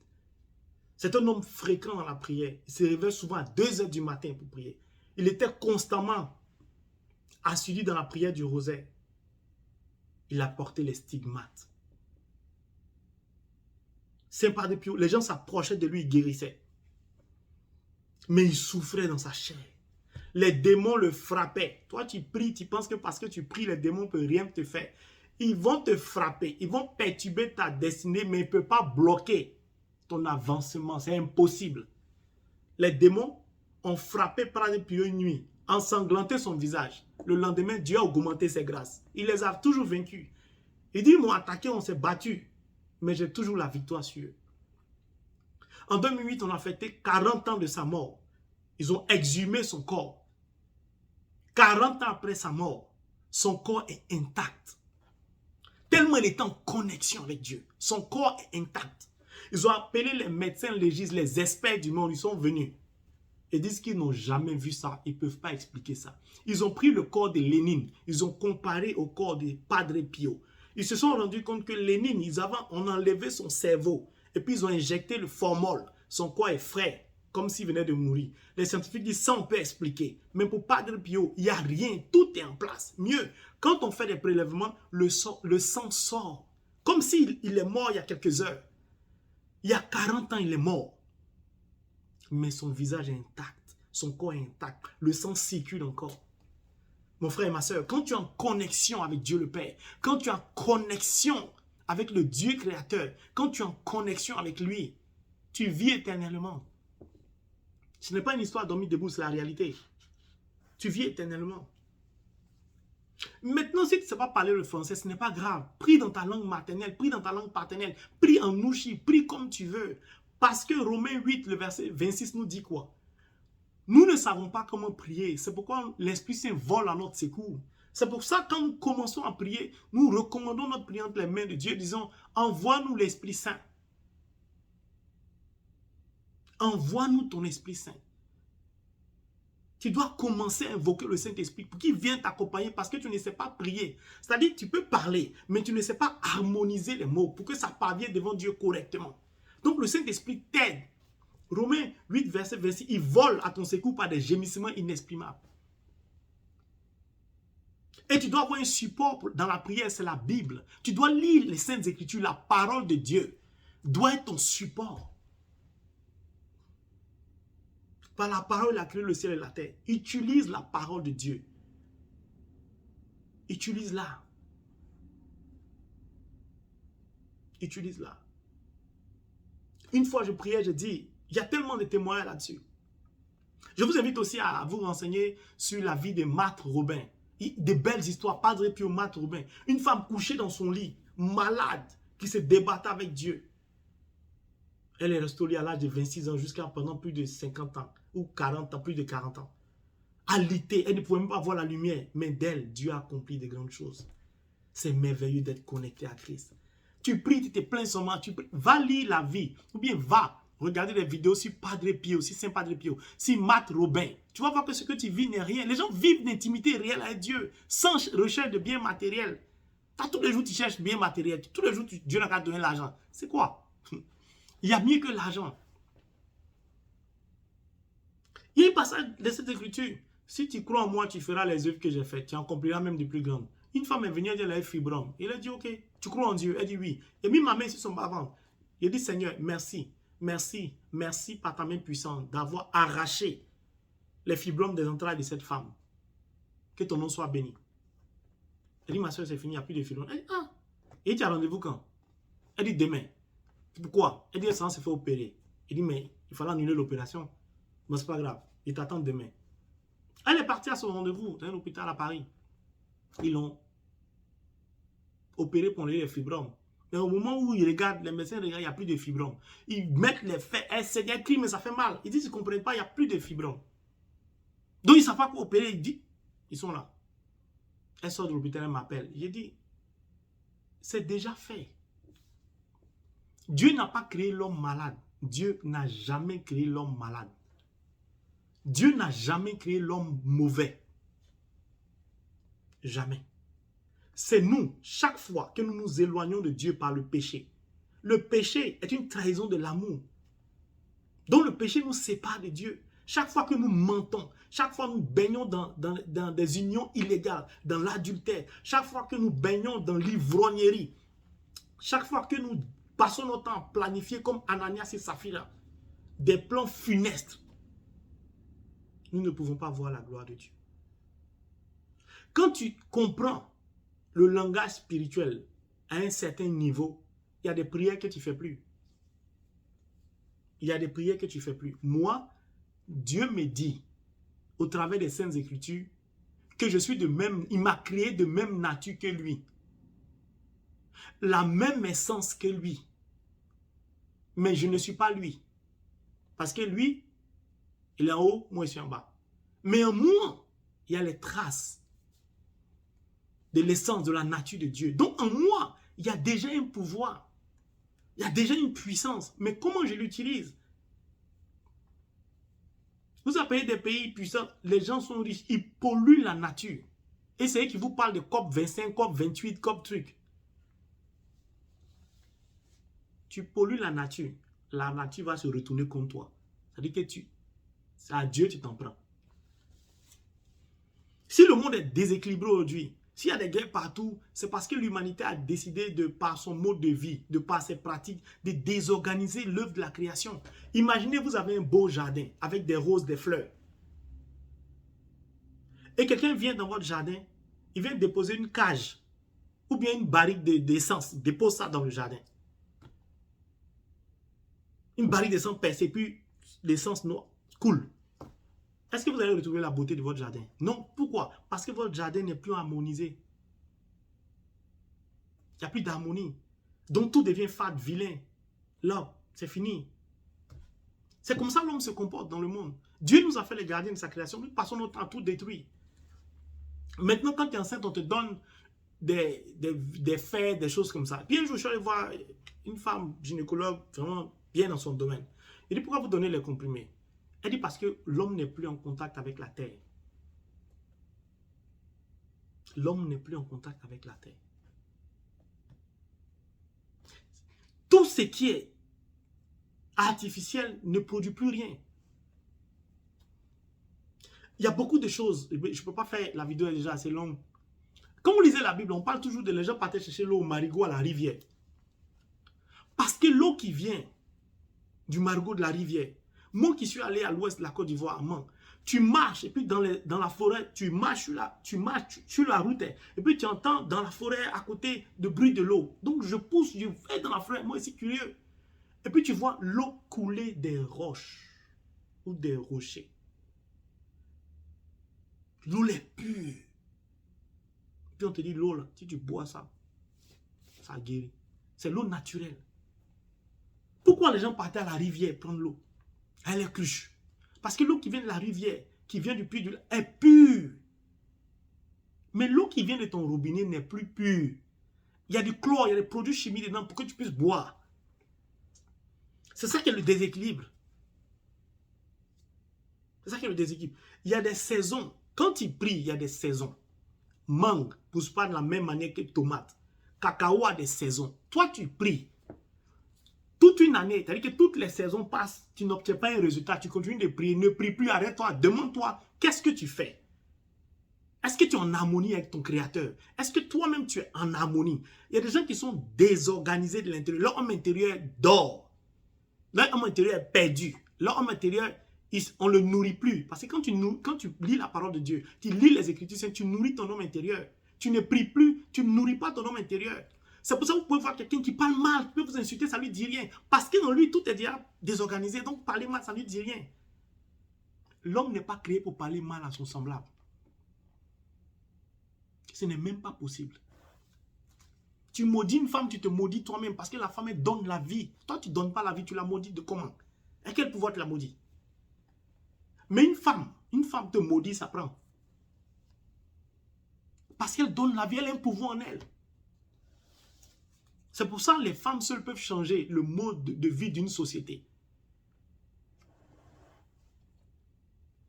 C'est important que nous puissions comprendre qu'on a besoin d'être en harmonie avec nos créateurs. La prière de l'humilité, l'approche de Dieu. Marthe et Marie, j'ai fait dans mon enseignement, ne t'ai-je pas dit que si tu crois. Marthe et Marie adressent la même prière. Marthe est debout, Marie est à genoux, face contre terre. Et sa prière est exaucée. Frère, c'est une réalité, ce n'est pas de la comédie, ce n'est pas de l'amusement, c'est quelque chose de sérieux. Il y a trop de témoignages. Il y a des situations, on a prié, Dieu a décanté. Il y a des heures de prière. Si tu es vraiment en connexion avec ton Dieu, quoi que tu demandes à Dieu, Dieu te l'accordera. Saint Padre Pio avait les stigmates de Jésus. Mais il levait les mains, les malades guérissaient. Marthe Robin, malade, alité pendant plus de 40 ans. Toi, tu marches, tu as 2 pieds, mais tous les jours, tu te plains auprès de Dieu.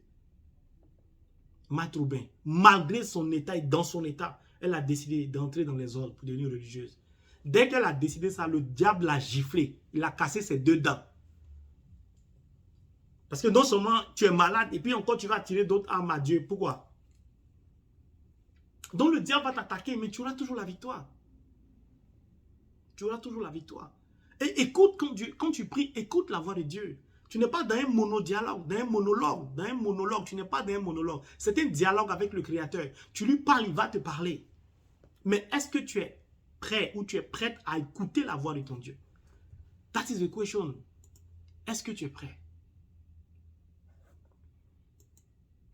C'est un sujet important. Parce que quand les gens viennent me voir, je leur dis toujours, essayez d'équilibrer votre vie par votre mode de vie. Disciplinez-vous dans la prière. Lisez les Écritures saintes. Et maintenant, venez, on va prier. Parce qu'il faut que vous ayez une base. Une base. J'ai prié au téléphone pour une fille. Les démons sont quittés. J'ai dit au nom de Jésus, sortez. sortez. Dieu m'a donné le pouvoir de marcher sur la terre du serpent et du scorpion. Mais tu ne peux pas faire ça si tu ne mènes pas une vie de pureté et de sainteté. Tu ne peux pas. Tu ne peux pas. Et c'est très important que nous puissions comprendre cela. Des témoignages, il y a tellement de témoignages que je préfère en arrêter là. Sinon, je ne veux pas m'en sortir. Parce qu'on peut tous obtenir ce que nous désirons, pourvu que ce que nous demandons à Dieu soit conforme à la volonté de Dieu. C'est très important. La sincérité. Tu viens dans une prière, tu veux parler à ton Dieu, et puis tu n'es pas sincère. La sincérité est la base d'une relation de deux personnes. S'il n'y a pas de sincérité, il n'y a pas de prière. Il n'y a pas de prière. Maintenant, quand tu demandes, Dieu même te dit, tout le monde connaît ça, Matthieu 7, frappe, on t'ouvrira, cherche, tu vas trouver, demande, tu vas voir. Mais un enfant, il dure normalement 9 mois dans les entrailles de sa mère. Toi, tu te mets à genoux, 1 semaine après, 2 semaines après, tu ne vois pas de résultat, tu es fatigué, tu abandonnes. Tu ne sais pas que Dieu ne donne jamais, Dieu ne bénit jamais sans avoir enseigné. Est-ce que tu sais ça, mon frère? Dieu, avant de te bénir, veut t'enseigner. Parce que ce que tu lui demandes là, pour lui, tu as déjà ça avant de lui demander. Ce n'est pas ça qui est important. Mais est-ce que tu comprends pourquoi tu dois avoir ça? Dieu veut t'enseigner d'abord avant de te bénir. Dieu veut t'enseigner d'abord. Je devais partir effectuer un voyage en Côte d'Ivoire. Il y a tellement, j'ai prié beaucoup de personnes. Je devais effectuer un voyage en Côte d'Ivoire. Et Dieu m'a dit, vas-y, je vais te rembourser ton billet. J'ai dit, ok. Donc, je vais sur Internet, j'achète un billet. Quand j'ai fini d'acheter mon billet d'avion, une après, il me rend compte qu'il y a un autre billet d'avion qui est moins cher. Donc, j'essaie d'annuler mon premier billet pour prendre le deuxième, qui est lui moins cher. Qui est fou. Ah, on se connaît. Donc, j'essaie de prendre le billet moins cher. Je n'y arrive pas. J'essaie d'annuler le premier que j'ai pris. J'y arrive pas. Je ne comprends pas le truc. Moi, il prie partout. Hein. Il a commencé à prier. Il dit, mais Seigneur, qu'est-ce qui se passe? Moi, il y avait le billet moins cher. Je veux prendre. Pourquoi je n'arrive pas à le prendre? Le Seigneur ne répond pas. Il dit, ah. J'ai lutté comme ça pour essayer d'annuler, de prendre l'autre comme ça. Et au bout d'1 heure et demie, j'ai arrêté. Il dit, bon, comme je connais comment souvent Dieu agit avec moi, parce que chaque être humain a son ADN personnel et particulier. Ça veut dire que chaque être humain qui est sur cette terre doit avoir et a une relation particulière avec Dieu. Donc tu dois savoir comment Dieu te parle, comment Dieu te bénit souvent, tu dois savoir. Mais si tu es dans le calme, dans le silence et dans la prière, que tu n'es pas dans des bruits, comme le monde le veut, maquis, boîte de nuit, tous les jours, musique, tu ne vas pas entendre la voix de Dieu. J'ai déjà fait un enseignement dessus, comment entendre la voix de Dieu. Où il y a des immeubles partout, même le vent même parfois passe pas, tellement tout le monde construit comme ça. Bref. J'ai dit, Seigneur, je ne sais pas ce que tu veux faire, mais je n'ai pas pu prendre le billet. C'est pas grave, je laisse. J'ai abandonné, j'ai dit, je ne cherche plus. Mon voyage devait avoir lieu dans 2 jours. Donc le jour où j'y arrive, je me rends à l'aéroport, okay, on embarque dans l'avion, on assis. 10-15 minutes, 20 minutes, 30 minutes, on ne décolle pas. Les portes sont fermées, tout, on est là. 1 heure, on ne décolle pas. Après, on nous explique qu'ils sont en train de vérifier, ainsi de suite. Je saute des étapes. Et puis après, on dit non, l'avion a un problème technique, sortez. Et on sort, on est là, on dit bon, ils vont nous envoyer notre avion. On devait décoller à 10 heures. 11 heures, midi, 13 heures, on est là. 14 heures, on est là. Vous ne comprenez pas le truc. Après, ils disent non, l'avion, problème technique, l'avion ne pourra pas venir. Demain, ils vont nous envoyer notre avion. Donc, qu'est-ce qu'ils ont fait? Ils nous ont logés, je n'ai pas dit le nom de la compagnie. Ils nous ont logés, on était à Bruxelles. Ils nous ont logés dans un hôtel 5 étoiles. Chacun avait une suite. En tout cas, moi, j'étais dans une suite. Avec un ticket pour manger dans le restaurant. Il dit, hein? Donc, c'était ça le projet de Dieu. J'ai essayé d'acheter le billet moins cher. Dieu a maintenu mon premier billet parce que c'est Dieu qui a voulu que je prenne ce billet, parce qu'il voulait faire quelque chose pour moi. Il m'a dit, il va me rembourser mon billet. Non seulement il m'a fait loger à Bruxelles dans un hôtel 5 étoiles, avec petit déjeuner compris, le repas du soir compris. Maintenant, le lendemain, on nous donne un avion, on atterrit à l'aéroport Fessou-Boigny. Donc, je remplis un document pour me plaindre parce que je dis, mais c'est pas possible. J'arrive à Abidjan, 3-4 jours après, je crois 4 jours, 5 jours après, je reçois un email.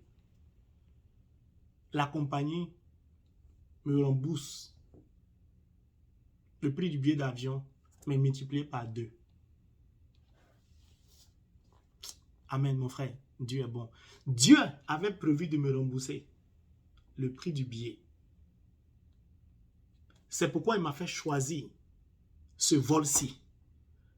Moi, je n'avais pas écouté ou bien compris. J'ai continué à chercher. Au bout d'1 heure et demie, je me rends compte que si Dieu fait ça à moi, il y a quelque chose, je dois marquer une pause. Et puis je commence à prier. Quand je finis de prier, je comprends que je dois lâcher l'affaire. Donc je lâche l'affaire. Et Dieu m'a remboursé le double du prix du billet d'avion.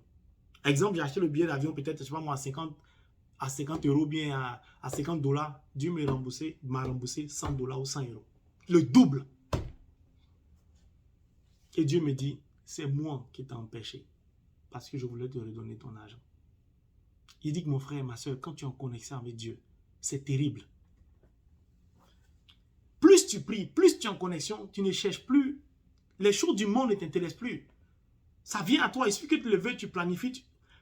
Pense à ton projet en esprit, ça va devenir une réalité. Tout ce que vous demandez en croyant, tout ce que vous demandez en priant, croyez que vous l'avez reçu. Et vous allez voir cela s'accomplir. Marc 11, verset 24.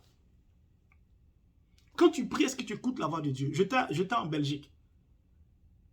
Et j'ai échangé avec une fille. Elle me dit, ah mon frère, je ne comprends pas. Depuis là, ça fait 1 an, 2 ans, personne ne me drague. Pourtant, je suis une belle fille, bien dessinée, de rondeur, bien teint clair, naturel, tout ça, tout est propre. Donc pendant qu'elle parlait, l'Esprit de Dieu me dit, demande-lui quelle prière adresse à Dieu. Donc je lui demande, je dis, excuse-moi, quand tu pries, quelle est ta prière que tu formules? Elle dit, je dis merci à Dieu. Je dis oui, mais toi, tes besoins, qu'est-ce que tu dis à Dieu? Ou bien, qu'est-ce qui te concerne, qu'est-ce que tu dis à Dieu? Donc elle explique comment elle prie, puis elle me dit, à la fin, je dis toujours à Dieu, préserve-moi de tout homme qui a l'intention de jouer mon corps. Éloigne-les de moi jusqu'à ce que tu me donnes mon homme. Mais tellement elle répétait ça tous les jours dans les prières, ça ne lui disait plus rien. Et l'Esprit de Dieu me dit, c'est pour ça que j'écarte tous les hommes qui viennent la draguer, viennent jouer avec elle. Et donc je lui donne la révélation. Je dis, c'est Dieu qui permet ça. Donc pour vous dire quoi? Vous pouvez prier, être dans la prière, mais ne pas écouter la voix de Dieu. Parfois, Dieu donne des révélations à certaines personnes qui prient. Il leur dit, faites ci, faites ça ou faites cela. Ces personnes-là écoutent la révélation de Dieu, gardent la révélation de Dieu, mais pour 1 semaine ou pour 2 semaines, et puis elles font autre chose. Et après, pendant ce temps, elles continuent de demander la même chose à Dieu. Pourtant, il leur a déjà répondu. Parfois même, il te donne la période dans laquelle il va te bénir. Il y a des saisons dans la vie. Ce qui met du temps à donner, cacao là, ça met du temps à donner. Quand ça donne pour toujours. Les planteurs de cacao en Côte d'Ivoire sont riches pourquoi? Ils galèrent. Mais quand ça commence à donner, la tomate ne dure pas. Quand tu pries, ton besoin, considère ton besoin comme un légume, comme un fruit que tu as planté. Attends le temps. Et surtout, ne doute pas. Moi, j'appelle ça la prière. Quand tu veux obtenir, par exemple, quelque chose de matériel, j'appelle ça la prière A, B, C, D. Quand tu adresses ta prière à Dieu, tu es au point A. Quand tu as fini de l'adresser, attends encore au point A. Ta prière qui est partie à Dieu au point A. Dieu va envoyer ça au point B pour que toi, tu vois ça au point C. Mais si déjà arrivé au point B, tu commences à douter, à ne plus croire, tu ne verras pas le point C s'accomplir. C'est aussi simple que ça. A, B, C. A, B, C. Sois patient. À partir du point A où tu as fait monter ta prière, sois convaincu que tu vas au point C, attends là-bas. Et tiens compte des saisons. Il ne pleut pas tous les jours dans une année, quel que soit le pays. Le soleil ne sort pas tous les jours, quel que soit le pays. Il y a des saisons. Seulement, nous sommes impatients. Nous sommes impatients. Nous sommes vraiment impatients. Il y a beaucoup de choses à dire. Des guérisons. j'ai prié pour des gens, j'ai vu la main de Dieu agir. Des témoignages concrets. Il y en a. J'ai dit à une famille, ils ont envoyé un frère dans un pays, leur frère dans un pays africain. On a prié, je leur ai dit, faites venir votre frère. On était au début du mois. Jusqu'à la fin du mois, il faut qu'il rentre. Arrangez-vous, il ne faut pas que la fin du mois passe. Ce que je vous dis est sérieux. Ne négligez pas la parole de Dieu. Ne négligez pas la révélation. Faites venir votre frère. Ils ne m'ont pas écouté. Quand la fin du mois est arrivée, là, il est mort dans le pays où il était. Même son corps, ils n'ont pas pu le rapatrier.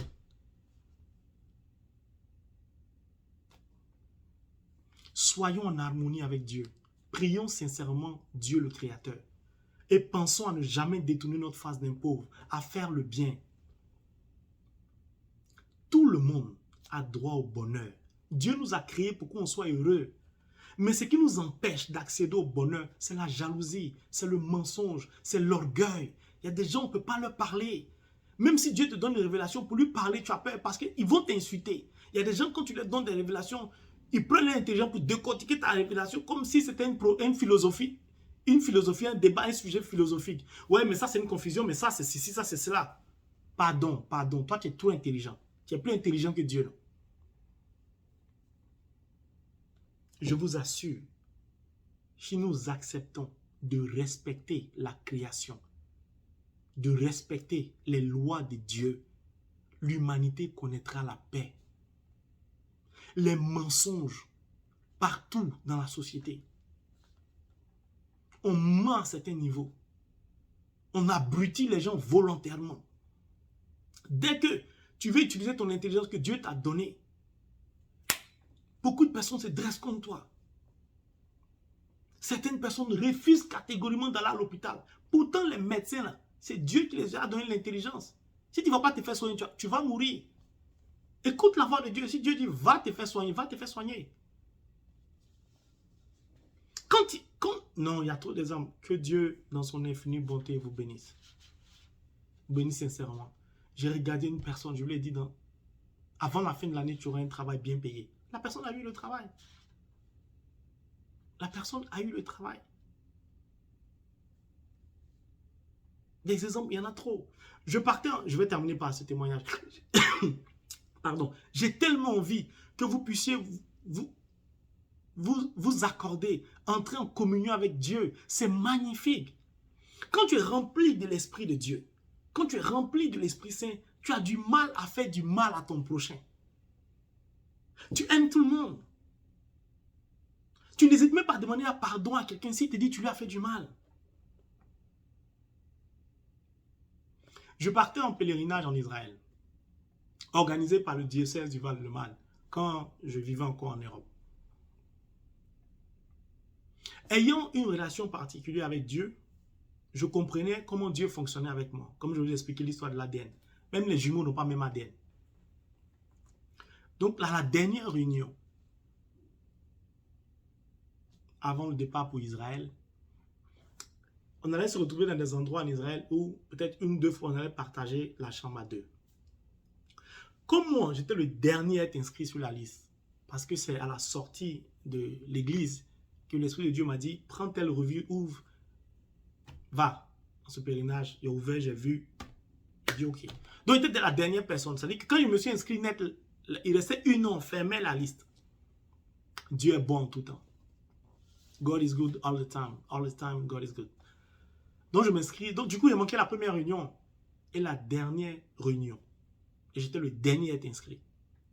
J'arrive, j'assiste à la réunion et il savait que moi, je suis le dernier, donc on cherche quelqu'un. Et on me positionne avec un homme blanc. Je n'ai rien contre la couleur de peau, vous allez comprendre le témoignage. Donc, on l'appelle, il vient, il s'élève, et puis moi, on m'appelle, je me lève. Donc, quand il me voit, on arrive à la table pour émager, pour signer. Arrivé à la table, il n'est pas trop content. Non, mais moi, je peux pas dormir avec quelqu'un. Moi, il me vend des trucs, je ronfle la nuit. Bon, on sentait des trucs du racisme, on va se mentir. On sentais que le truc n'était pas clair. Mais j'ai dit à la dame, elle dit non, monsieur, je suis désolé. Je dis non, ne vous inquiétez pas. Elle dit non, je suis désolé, je vais chercher quelqu'un d'autre. Je dis madame, ne vous inquiétez pas. Moi, je n'ai aucun problème. S'il ne se sent pas bien à dormir avec moi au motif que il ronfle, il fait ceci, il fait cela, c'est son choix. Tout de suite, j'ai compris que Dieu voulait faire quelque chose pour moi. Parce que Dieu ne se présente jamais pour t'exaucer en une marque que les gens importaient. Dieu n'est pas sapé, Dieu ne fume pas, je ne veux pas citer des marques, mais vous savez, des grandes marques, Dieu t'enseigne toujours avant de te bénir. Dieu t'enseigne toujours avant de te bénir. Si ce n'est pas l'humilité t'enseigne, c'est l'amour. Si ce n'est pas l'amour, c'est le pardon. Ce n'est pas le pardon, c'est le don de soi. Donc cet homme blanc a refusé. Pourtant, toutes les chambres étaient bouclées, ils avaient déjà tout harmonisé. Et bon, c'était fini, il restait une personne, c'était moi, ça coïncidait, ce monsieur. Donc je dis non, il n'y a pas de problème. Franchement, je n'ai eu aucune haine. Au contraire, j'ai milité pour qu'il puisse avoir quelque chose d'autre.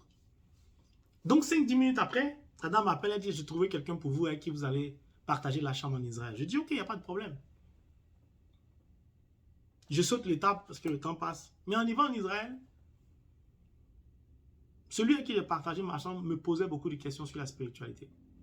Et comment j'avais, après de longues années d'expérience spirituelle, vraiment ça faisait quelques années, j'étais rentré vraiment en intimité avec Dieu. Quand je dis en intimité, vraiment en intimité. Total. Ma vie, c'était que la prière, le jeûne, la messe, le rosaire. C'était que ça. Vraiment en intimité avec Dieu. Quand vous rentrez en intimité avec Dieu, plus vous vous rapprochez de Dieu, moins vous parlez et moins vous avez des amis. Puis après, Dieu vous donne des connaissances, mais vraiment importantes et des gens très influents. Donc plus personne n'a envie de te parler. Puisque quand on t'appelle, ah, il y a une soirée ici, on va boire, manger, tu dis non, je ne peux pas, je dois prier à minuit. Donc plus personne ne t'appelle. Tu te retrouves presque seul. Et il me pose des questions sur tout ce que Dieu m'a enseigné pendant ces années au désert.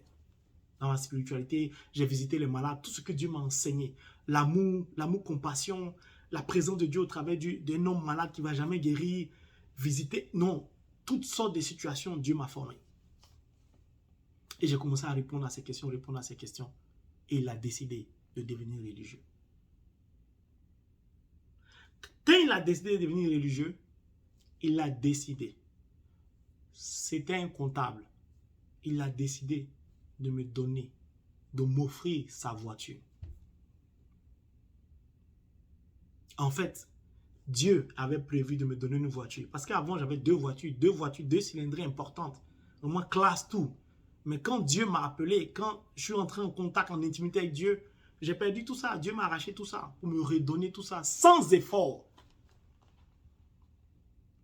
C'est pour ça que Matthieu dit, ne te soucie pas de ce que tu as mangé. Préoccupe-toi de la justice de Dieu, de son royaume. Et tout le reste te sera donné par-dessus tout. Ce n'est pas de la fanfaronnade. Il m'a offert sa voiture gratuitement. Sans payer un rond. Et il m'a dit après, tu as apporté les réponses aux questions que je me posais.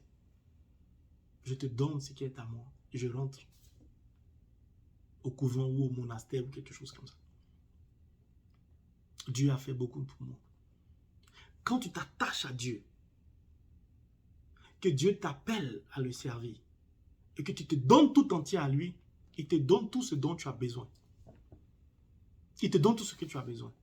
J'ai dit à Dieu, mais toutes mes voitures étaient climatisées. C'est mon papa, je n'ai pas peur de lui parler. C'est ça que je dis, l'un des points, c'est la sincérité dans une relation. Et toutes mes voitures étaient climatisées. Tu me donnes une voiture, il n'y a même pas les climatiseurs. Il dit, toi là, prends-la. Moi, je rigole avec Dieu dans ma prière parfois. Parce que Dieu, d'abord, voulait me briser. Il m'avait brisé, maintenant il m'enseigne comment obtenir les choses graduellement. Je vous ai dit, Dieu ne bénit jamais sans enseigner. Il commence toujours petit à petit, et puis vous surprend. Mais cette voiture m'a sauvé. Je l'ai utilisée pendant près de 4 ans. Tous les jours, je prie pour ce frère qui m'a offert sa voiture. La voiture n'était pas climatisée, mais ce qu'elle m'a apporté, ce qu'elle m'a permis de faire, même mes 2 autres voitures climatisées que j'avais dans le passé, ne m'ont pas permis de faire ça. Ma voiture tombe en panne. Cette voiture qui m'a été offerte, le tableau de bord indique que c'est en panne, qu'il faut qu'il parte au garage. Je roule avec. La panne s'identifie, d'autres clignotants s'allument sur le tableau de bord. Je rentre chez moi, je fléchis, je me la nuit. Je dis, écoute, là où je suis, je n'ai pas d'argent. Je me suis abandonné à toi, tu es fidèle, je suis fidèle. Je sais que tu as déjà fait. Merci d'avoir réparé la voiture. Tu es un Dieu fidèle. Jésus, il a levé les yeux au ciel. Il dit, je te rends grâce, Père. Parce que je sais que tu as déjà ressuscité Lazare, mais je prie pour eux, qui sont là afin qu'ils croient. Moi, il a levé les yeux au ciel. Il dit merci, parce que c'est que demain, quand il descend, tu as déjà réparé ma voiture. Les frères, mes soeurs, je suis descendu. Tous les voyants ont disparu sur mon tableau de bord. Puis, le moment arrivé, Dieu me dit, maintenant, je vais te donner une voiture. Ce ne sera même plus une voiture berline normale. Ce sera un 4x4 climatisé. Et Dieu m'a donné le 4x4 climatisé. Il m'a même donné la couleur du 4x4. Dieu est Dieu. Si vous entrez en intimité avec Dieu, il va vous révéler un certain nombre de choses. Tout ce que Dieu va vous donner au travers de la prière sera en harmonie avec vous. Et sera pour le bien des autres. Dieu ne cherche jamais à vous donner du superflu. Non, il va vous enseigner. Et quand vous priez aussi, demandez beaucoup la sagesse divine. La plus grande des richesses, c'est la richesse spirituelle. C'est-à-dire la sagesse divine. La sagesse divine. Dieu a accompli beaucoup pour moi. Et s'il a fait pour moi, il est capable de le faire pour vous. Parfois, l'argent vient de partout, tu ne sais même pas. Parfois, je suis obligé de dire à Dieu, pardon, c'est bon. Quand on est en intimité avec Dieu, le superflu ne nous intéresse plus. C'est comment rester, comment élever son âme toujours. C'est le plus important. On ne refuse pas les biens, oui. Mais ce qui est prioritaire, c'est l'élévation de son âme. Élévation de son âme. Que Dieu, dans son infinie bonté, vous bénisse. Que l'Esprit Saint vole à votre secours afin de vous aider à prier de sorte à obtenir le désir de vos cœurs. Les témoignages, il y en a beaucoup.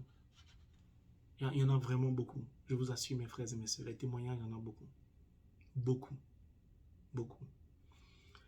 Tous ceux qui ont l'endométriose, vous pouvez prier. Vous pouvez aussi m'envoyer un email. Je vais prier pour vous. Quand une sœur avait l'endométriose, on dit quand tu as ça, tu ne peux pas faire enfant. Mais tu fais enfant difficilement. Nous avons prié. Elle a fait un joli bébé, un joli garçon, sans complication aucune. C'est Dieu qui fait ça. C'est Dieu qui fait ça. Un jour, j'étais allé en Côte d'Ivoire. Il y a tellement de témoignages qui viennent que Dieu veut que je vous rende. Il n'y avait pas de taxi. Il y avait le président du Ghana qui était arrivé. Et on ne savait pas. Mais tous les taxis étaient occupés. Mais j'étais avec mes frères et mes soeurs. L'heure passait, moi je voulais rentrer.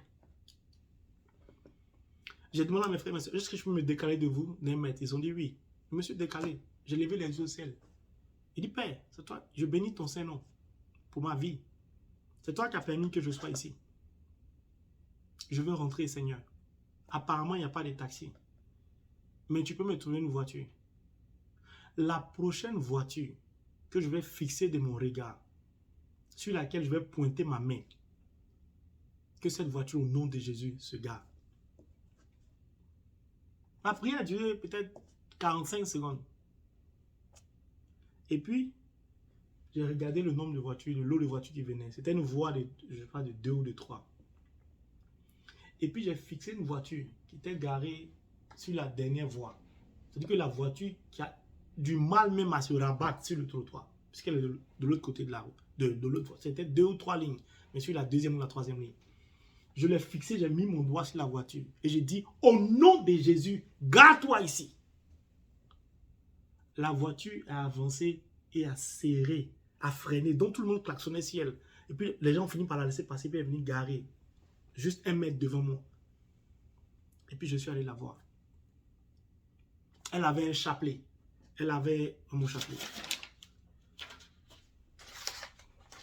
Ah, il est ici. Elle avait un chapelet, comme ça, accroché à son rétroviseur. Elle a baissé la vitre. Je lui ai dit, bonjour madame, vous allez bien? Elle dit oui. Je dis, je suis chrétien catholique. Vous êtes catholique, vous avez le chapelet? Elle dit, non, je ne suis pas catholique, je suis protestante. J'ai dit, béni soit le nom de Dieu, car vous êtes une chrétienne, une enfant de Dieu. Écoutez, moi je vais à Yopougon. Je ne sais pas si vous y allez. Moi j'y vais. Et si vous êtes arrêté, c'est que sûrement vous allez à Yopougon. Est-ce que vous pouvez me déposer? La femme éberluée, étonnée, me regarde en ouvrant ses yeux. Comment vous savez que je vais à Yopougon? J'ai dit, je ne sais pas. Ce que je sais, c'est que Dieu m'a dit que je vais rentrer. Il va me trouver une voiture et il vous a choisi. Elle avait son sac à bain sur le siège du, on m'a dit, copilote. Et c'est là qu'elle a baissé la vitre. Donc elle regarde son sac, elle me regarde. Bien sûr qu'il y a beaucoup de voleurs qui tirent ça. Je dis, ne vous inquiétez pas, je suis un chrétien. Elle tremblait sur elle-même. Elle m'a dit, j'ai jamais vu ça. J'ai dit, vous me déposez ou pas? Elle dit, si, montez. J'ai dit, pardonnez, je ne suis pas seul. J'ai ma famille qui est là. Elle a dû se dire, ça c'est de l'arnaque. Mais elle était comme tétanisée. Mais elle était souriante. Et ne vous inquiétez pas, ce sont mes frères et mes sœurs. Nous étions 4. Et elle était seule dans la voiture, il y avait 4 places. J'ai appelé mes frères et mes sœurs qui étaient étonnés. Ils sont montés et nous a déposé à l'époque. Je lui ai dit merci. La religion ne m'intéresse pas. Si tu es chrétien, tu es connecté à Dieu, c'est le plus important. Elle était connectée à Dieu. Dieu nous a interconnectés. Elle m'a déposé. C'est la prière qui permet ça. C'est le niveau de consécration de notre vie, le niveau d'élévation de notre vie. Comment nous vivons. Ce thème est très important pour moi. Car ceux qui me sollicitent, je essaie de leur faire comprendre ça. Comment vous priez, la manière dont vous priez est capitale pour vous. Ne priez pas d'abord pour obtenir un bien matériel. Priez pour l'élévation de votre âme. Priez pour être connecté à Dieu. Priez pour vous charger. Comme vous branchez votre téléphone pour le charger. Car si vous ne vous chargez pas bien, votre batterie de téléphone se décharge vite. Vous allez vite vous décharger. Il y a certaines réalités que vous ne pouvez pas connaître ni affronter. Il y a trop de choses qui se passent. Parfois, les dossiers des gens sont bloqués dans le préfecture. Ils n'arrivent pas à avoir les papiers. Que Dieu vous bénisse. Que Dieu nous aide tous à prier. Que nous puissions prier sans cesse, de jour comme de nuit. Que nous puissions lire la parole de Dieu. Que nous puissions vraiment nous harmoniser. Nous devons avoir foi en Dieu. La foi nous permet d'obtenir les réalités, de connaître les réalités auxquelles nous n'avons pas part. La foi est une manière de posséder les choses qu'on espère. Donc, tout ce que vous voulez obtenir, commencez à penser ces choses. Commencez à méditer ces choses. Certaines personnes me disent, ah, je n'arrive pas à économiser, quand j'ai un projet, ça ne marche pas. Je leur dis, confiez vos finances à Dieu. Oui, mais je paye la dîme. Je dis, ne fais pas comme le pharisien. Combien de temps tu prends pour te recueillir? Combien de fois tu prends ton argent pour aller à une retraite spirituelle? Si quelqu'un est mort, tu es pressé de donner ta cotisation pour le mort. Ton argent est destiné aux funérailles. Quand quelqu'un meurt, c'est ton sol. Toi, ton argent est toujours, tu rassembles l'argent, tu prends le crédit. C'est toujours pour enterrer les gens. Utilise ton argent pour la vie. Prends ton argent. Va à une retraite de prière. Va à un pèlerinage. Mets ton argent au service des pauvres. Tu vas voir en retour ce que Dieu va faire pour toi. Et je l'ai trop expérimenté. Parfois, j'ai un besoin d'argent. Je fléchis genoux. Si c'est urgent, le lendemain, quelqu'un me donne l'argent. Puis je dis merci à Dieu. Mais je ne manque pas de faire une offrande aux orphelinats, de donner à un pauvre. Parfois, de payer le permis de quelqu'un qui est dans tel ou tel pays, qui a besoin d'un permis pour travailler. C'est cela l'équilibre. Donc Dieu sait que s'il me bénit, il me donne 1 million d'euros, je serai comme Zachée. Je vais répandre ça. Je vais prendre une partie pour moi, évidemment et ma famille, mais je vais donner aussi à d'autres qui en ont besoin. C'est très important. Ayez plus de joie à donner qu'à recevoir. Dieu se trouve au travers de votre prochain. Mais tous les jours, on vous donne des révélations. Vous partez voir les serviteurs de Dieu. Dieu vous parle. Il vous donne des révélations. Mais vous continuez sur le chemin sur lequel vous étiez avant que Dieu vous parle. C'est-à-dire que Dieu vous parle, il ne vous parle pas, vous menez la même vie. Donc, vous vous imposez à Dieu, ou du moins vous imposez votre volonté à Dieu, ou vous pensez imposer votre volonté à Dieu, mais c'est à vous-même vous imposez votre volonté. Et vous vous trompez, vous perdez votre temps. Quand tu es connecté à Dieu, tes pensées sont exaucées. Je dis bien, tes pensées sont exaucées. Un jour, j'ai regardé une religieuse. Et puis, j'ai dit à mon cœur, Seigneur, avant que je me lève d'ici, ordonne que cette femme m'impose la main. Quand j'ai fini ma prière, je me suis levé. J'ai dit, je vous remercie, mesdames, je vais partir. La religieuse dit, tu peux te mettre à genoux, je vais prier pour toi. Ce n'est pas de la rigolade. Et n'insultez jamais un oint de Dieu. Ne méprisez jamais un oint de Dieu. Ne méprisez jamais, n'insultez jamais, ne banalisez jamais l'œuvre de la création. Tous ceux qui s'acharnent à détruire la forêt, les forêts classées, la terre, à la souiller, ils récolteront la colère de Dieu. Parce qu'ils s'en prennent à Dieu. Ils s'en prennent à Dieu. Il est très important qu'on fasse attention. Que Dieu vous bénisse.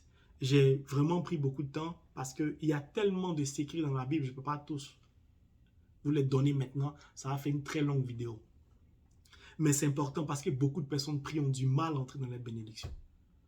Par manque d'amour. Par orgueil. Par orgueil. Combien de personnes viennent me voir, c'est les moins âgés de la famille, on les méprise, on les ignore, on se fout de ces personnes.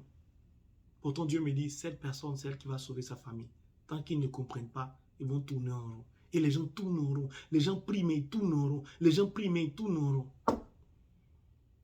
Que Dieu vous bénisse. Et que Dieu se souvienne de chacune de vos intentions de prière. Et que Dieu vous donne, si vous lui demandez la sagesse et le don de sonder les cœurs. Padre Pio était l'un des rares personnages sur cette terre à avoir le don qu'on appelle de la bilocation. Le don d'être à deux endroits différents. Padre Pio était celui qui avait le don de... comment ça s'appelle? Le don de scruter les cœurs. C'est-à-dire, Padre Pio, tu viens te confesser. Souvent, les gens rendaient des témoignages. Dès que tu t'assois, tu n'as même pas encore parlé, Padre Pio te dit tes péchés qui sont dans ton cœur. Il pouvait lire dans ton cœur. Mais ce n'est pas un don spécifique à Padre Pio. Il y a un cheminement pour ça. Il y a un sacrifice à faire. Padre Pio, il souffrait. Donc, tous, nous pouvons connaître ces réalités spirituelles, à condition que nous nous disposons dans la pureté pour entrer dans la connaissance de toutes ces choses. De toutes ces choses. Tu es un chrétien, tu es marqué du sceau de l'Esprit Saint et rien ne peut t'empêcher d'avancer. Seulement, tu dois connaître les lois divines, les codes des Saintes Écritures. Moi, je parle avec un vieux du village. Et puis, il a une plantation de riz. Il dit, tant que moi, je suis dans ma case, un oiseau ne peut pas venir picorer mon riz. Ce n'est pas possible.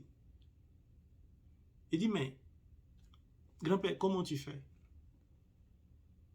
Il dit, Dieu a créé la nature avec des lois. Mais vous, les jeunes, le monde, la ville vous a détruit. On ne peut plus vous apprendre certaines choses parce que vous allez les utiliser autrement pour vos plaisirs personnels, pour d'autres choses, pour détruire la vie de d'autres personnes.